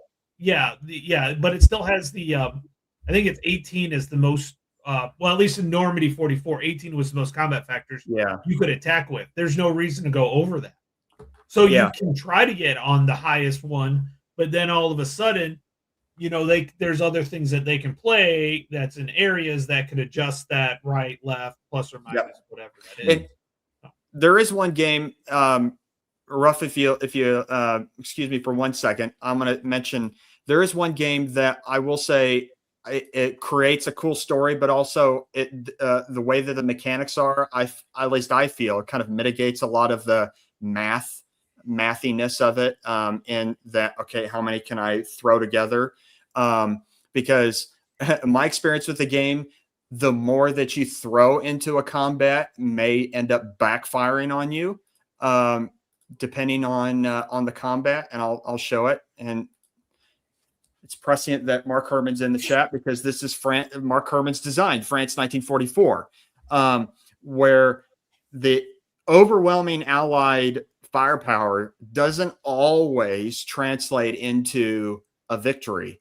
The game also takes into account morale and sort of the you know, as we know, studying late World War II, the Germans had this tenacious attitude as the war continues onwards and gets closer to Germany, that the Germans are insistent on trying to slow down the Allies, especially when they're in the Siegfried Forest and things like that, or along the Siegfried line, excuse me, into the Black Forest and others, Hurtgen-Hell's Forest, things like that. So this game definitely doesn't, at least in my experience, doesn't really have the sort of mathy problem in there. It's you just throw forces that you think are going to do well in here and really hope that you get it.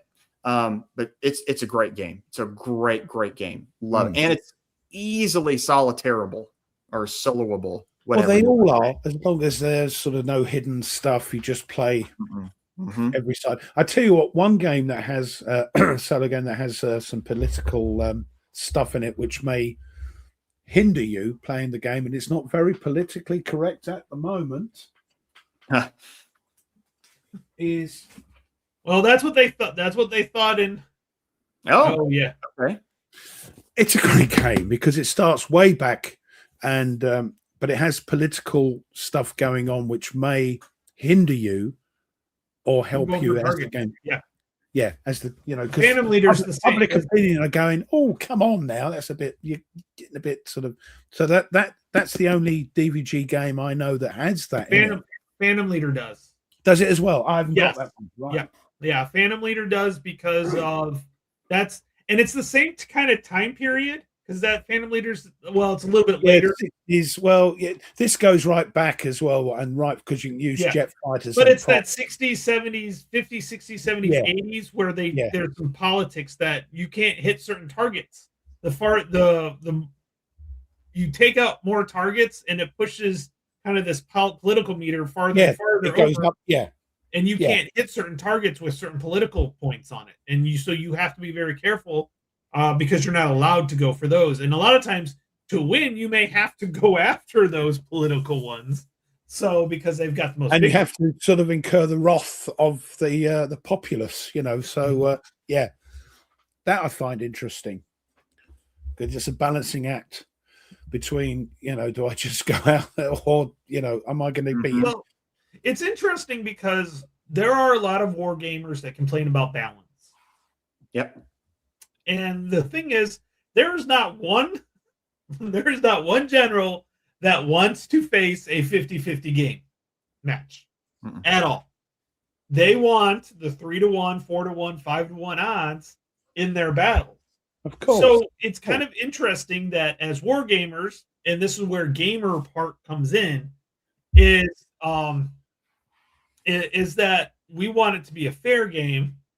Problem is, war is not fair, and generally, most of the military geniuses, or the generals that we look upon as very intelligent and smart about their battles, choose when to hit their people, and it's generally not when you're even. You have to have large amounts of advantages with that. Yep. I mean, it's the same. It goes all the way back even in ancient warfare that both armies would agree to come out of their camps when both felt that there was some type of an advantage for both of them. Oh, yeah, you're right. BCS, no odds accounting. Yeah. No, that's right. That is correct. There's other things that can manipulate it. But yeah, no, BCS, that throws that out completely. It does. Mm-hmm. And it confuses the hell out of me. But tap your mic. Sorry, yes, I was coughing there. Sorry. That's why I like Panzer Grenadier, because the Eastern Front one has got like a million scenarios. Most of them are unbalanced, completely but I like unbalanced. But I like that because I play the underdog. And as you said, you know, with BCS, that they're all unbalanced because you're never going to fight a battle unless you think you can win. I like to be the ones that are defend, and they're normally the defensive side that are playing it in Panzer Grenadier, which is why I what like. You're saying, Ruff, is don't ever go into battle with Ruff because he's probably the guy with the least amount of advantages. Yeah, and I'm going to do the old, what's his name? Leroy Jenkins. Yeah. Leroy Jenkins in real life. Yeah. So it does don't ever go into battle with Ruff as your general because you're going to be outnumbered. But I like that in Panzer Grenadier because they're unbalanced a lot. His chief of staff is Murphy. Because there's not a lot of thought gone into the scenarios, but I quite like that because I can play the underdog, and it's how least I lose, which is what I like. And then you try it again and try and get a bit more, and good grief, you might even win once in a blue moon. Yeah, this is an interesting command system promotes a good narrative. I agree, because especially during that time period, particularly Civil War, Napoleon, you have horses or runners that are running orders to the commanders out there. There's no guarantee that they're not hit by a stray bullet or anything like that. So, well, it's the same thing with A Most Fearful Sacrifice as well, that you don't know who's Leroy Jenkins. Yep. Now, I will say a game that I think all three of us have played. You two have played it together online. I think you would agree creates a very cool story, regardless of whether or not you're playing solo or two-player. Is Men of Iron, the Norman Conquest. I think it's cool to say, I as the commander ran that cavalry up and smashed the flank of the enemy, and they all started to cave in. Or Harold Godwinson in the Hastings, does he get shot in the eye in the game? I at least I don't know. Maybe both of you will disagree. Maybe people in the chat will disagree. When I played this, it told a really cool story of the way that the battle unfolded. Was different each time I played. Yeah, and when I played Tweez and I played Blood and Roses, I changed history. Richard survived. Ruff, what happened with your Agincourt solo play with that when you played Agincourt? You changed history, didn't you, on that one? What, we lost? See you, Jerry. Hope you feel better. Hi, mate. Because I remember watching that video, and you had an awesome narrative on that game. That was about 4 years ago. I can't remember. It was I think you changed I think it also changed. I don't think it followed the same. No, because you attacked, and everybody was bemoaning the fact that the English archers were too overpowered. I think since then they've changed the. They tweaked it a little. I think so, and Wayne is bemoaning the new.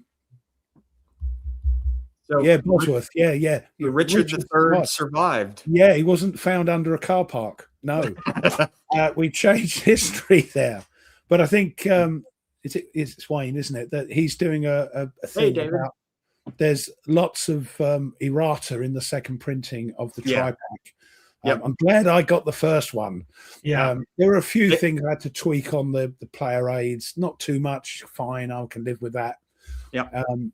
But with GMT, they are fixing it, and they have said it's our fault, and this is our plan for fixing it. So, now I will say, I don't know if either of you or anybody in the chat has seen, but there's recent articles about potentially of how the lead up to the Battle of Hastings is changing, or at least according to one author, one historian is making the claim that the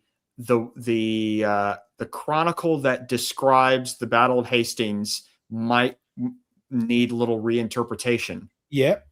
And of course, the Harold, telling one of his sergeants about the archers that watch that man, he's useless, he might take somebody's eye out, was indeed very.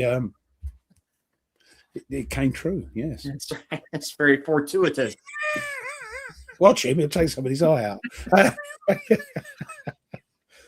Oh, okay. Yeah. I won't deny. That one I love. I've played Long Street Attacks. I've played 4 scenarios out of that game, and I have loved every single one because you're like, oh, I got the odds. Let's go, and you roll, and then it ends up flipping on you because of the stupid skedaddle. Yes. Oh no, you can ask away. Ask the next comment. Oh yeah. I mean, ask away. This is don't get you on, but ask your questions. Of course, you can ask anything you want. Absolutely, more than welcome. But again, playing Men of Iron, that's very narrative, especially playing Bosworth with Tweez and playing the same with you, because that narrative is there. Yeah, I've broken through, and yes, but again, it's 2 players. Playing on your own, it might be perfect. I've broken through. Honestly, the Blind Sword series plays great solo because it's chit pull. It is chit pull. My problem is I forget a lot of times to play you get some tactics chits and stuff like that, and I forget about them. So we're just playing outright. And every once in a while, then I'll be like, oh, I need to remember that. Oh, I got to play that shit, and then it doesn't help me at all. I'm looking forward when we play it in the future. Yeah, Ralph, which will be sooner rather than later. So hopefully we'll get. How does Longstreet play solo because of the chip pull? Yes. Yep. Very well. Yep. The chip pull. The new Blind Swords Napoleonics that's coming out. It's not chit pull, but it's card pull, which is the chits have been replaced by the cards. Lock and Load did that already. That's something Lock and Load did already. So they used to have chit pull for their mechanics, and then they just flipped the card. But I mean, another Herman Luttman game on Napoleonics though now. Oof, I'm excited. Yeah, Bear, just ask your questions. It's the open panel is the chat. Just ask them. Yeah. It is an open forum. That's why we do this. Yeah, there goes. As long as you don't say F or bugger, that's so. That's fine.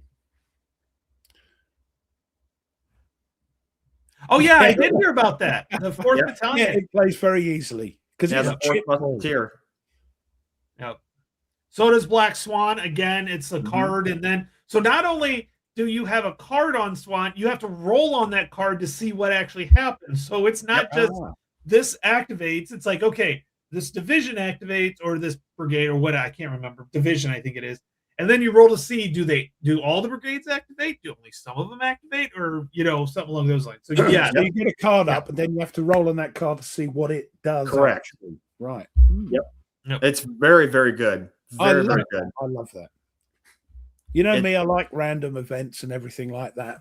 A lot of people don't, because it goes, oh, that's a bit not historical, but I don't care. I love. Well, it's kind of neat in the Black Swan, kind of similar, completely different series, but it's similar to like levy and campaign where during the levy phase you're creating the deck of cards of activations later on in the campaign phase. And so you don't quite know exactly what's going to happen until the campaign. And it's kind of the same in Black Swan, where there's this deck of cards that have events and things like that in there. And you don't quite know what's going to happen until you flip that card over. But yeah, we don't do that because okay, yeah.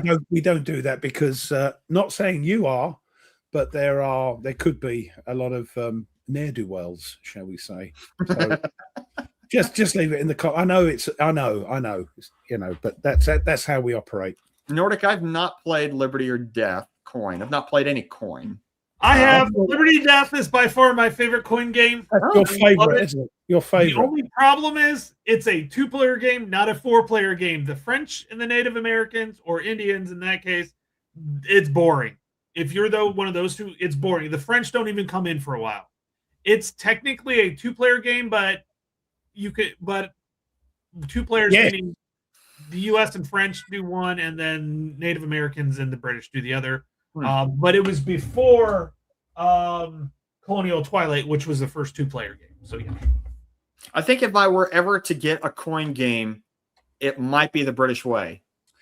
They're good. Well, it's good fun. Is subjective, but because of the history. But yeah, they're nice and small. You can play them solo, but again, I think they're much better because we started to play one from the British way and we were having fun, then we had to stop it.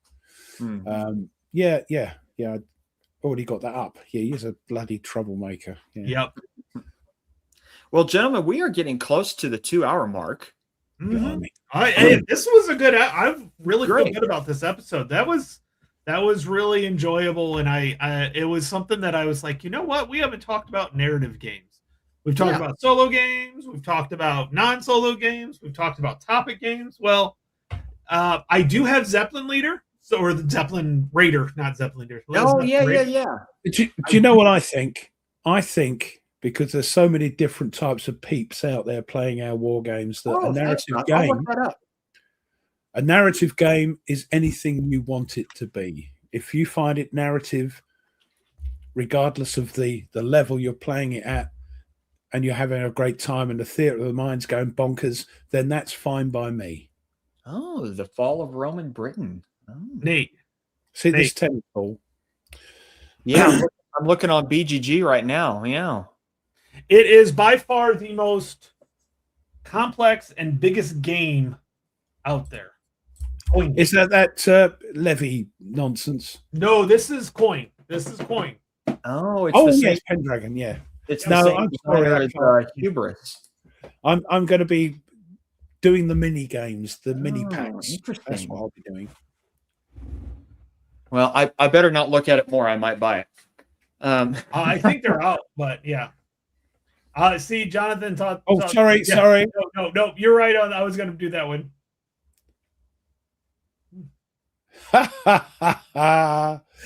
Liberty Death, a lot of fun as a 2-player game with the French and the Indians as bots. Yeah. Oh, okay. French sometimes messes with your plans. Yeah. They have their own. So the one thing about coin is each one has their own win conditions. To win as a 2-player, generally you take over 2 sides. La. Coin.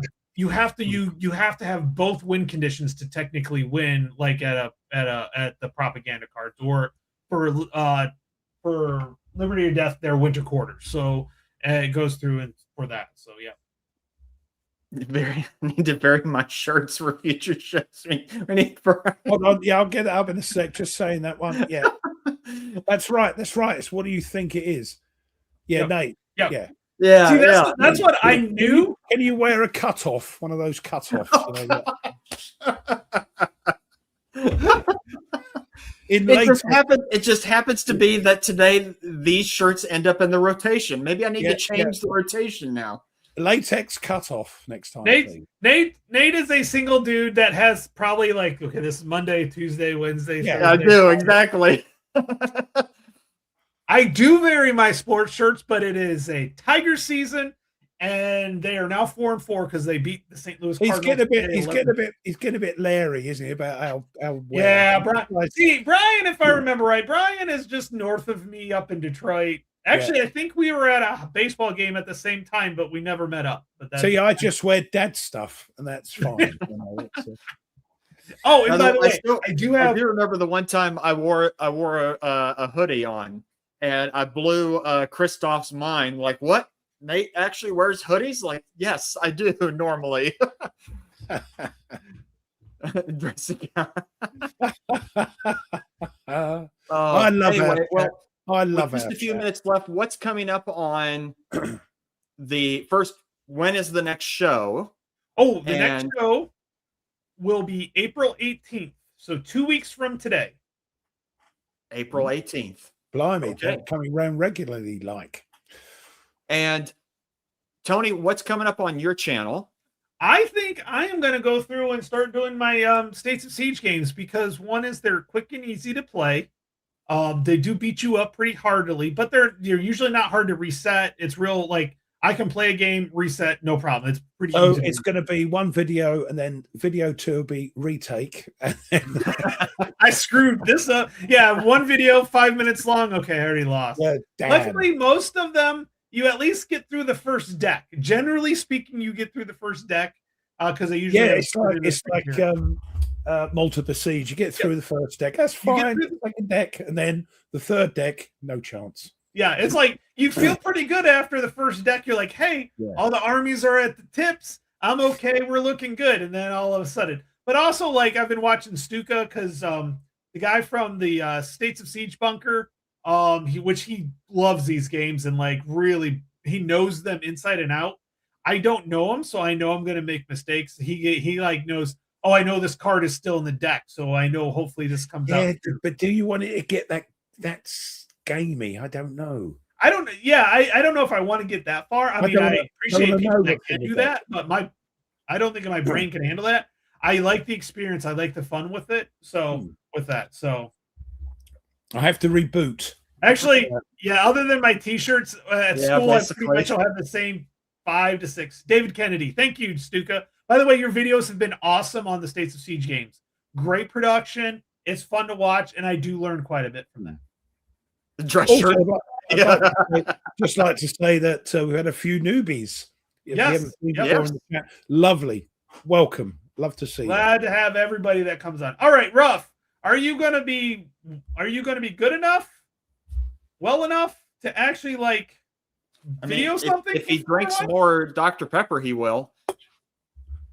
Lock and load. That's the surefire way to get over anything at all. Doesn't matter what it is. No, it's my wife's chicken soup. Oh, that's the thing. But yeah, I'm hoping to be well enough to. I can't record at the moment. It'd be terrible. I sound like some sort of East End villain, you know. So hopefully I'll get over that. I want to get this videoed. I've played it a few times. Sometimes I get through, get promoted, and think, oh, this is good. Other times it's like you're gone.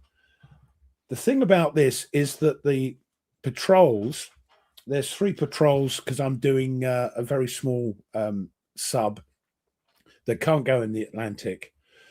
So the 3 sort of patrols I can do are very short. So if you don't pick something up, you might get back and get an unsuccessful patrol. And if you get 3 of them in a row, your crew goes down 1 level and all that. So yeah, it's the Italians, bless them, and I'm enjoying the game. So hopefully, if I get better, I can play the game and video it and get a few on, because the other one, the Hunters, is one of my best viewed videos. They always ever. do. It's weird. Those narrative games really do. They really do. People enjoy watching them because I think it's because of the narrative. I think there's a story to tell. It's and not if you tell a story as you're playing it, if you play it cold, it could be the most boring thing on the planet. But if you tell a story because things are popping into the theater up here, then it's going to be, it's also Make the waffling. sound effects with your mouth. Make the sound effects. Yeah, That's all right. We'll do that. Yeah, You got to do it. You got to do it. Stupid things like that. Yeah, and I can't do it for the Italians. I've got to find the word. But with the hunters, it was alarm when there was an aircraft coming. So Oh yeah. Nice. You got to get the pew pews that's out. what I'm hoping to do. So bear with us, peeps. And we'll try and get it on. Not sure how popular it's going to be because of the Italians, but I want to do it because it's a fun game. Yeah. Me, I'm gonna, like said, I showed earlier. I'm gonna play the strategy and tactics, the first Punic War. Yeah, we'll see how it is. I hope it's good. And so it definitely will be in preparation for when Thunderbolt comes, and then you can play the whole big, first Punic War. Sorry, just going to say, sorry, game. Just interrupting again. Do apologize. I can't drink Scotch at all. I can't do it. Bourbon, whiskey, yeah. Sorry, but anyway, we want to thank everybody coming out. We had a lot of fun, and this was great talking about narrative games. So it was a great topic, Tony. I'm glad you mentioned that for us to discuss. So it was awesome that everybody could come out and show up. We had, like you said, we had some new people, so welcome. And don't forget, by the way, before we end the show, if you have not already subscribed to all 3 of our channels, then please go ahead, as well as what should they do, Ruff? Smash that bloody like button, for goodness sake. Exactly. But hey, Eve, he doesn't say anything till the end of the show. No, he just says good night, but we love you. Glad he's here. Glad he's here. So thanks a lot, everybody. And in 2 weeks' time, we'll be back. See you. We love you all, and there's nothing you can do about it.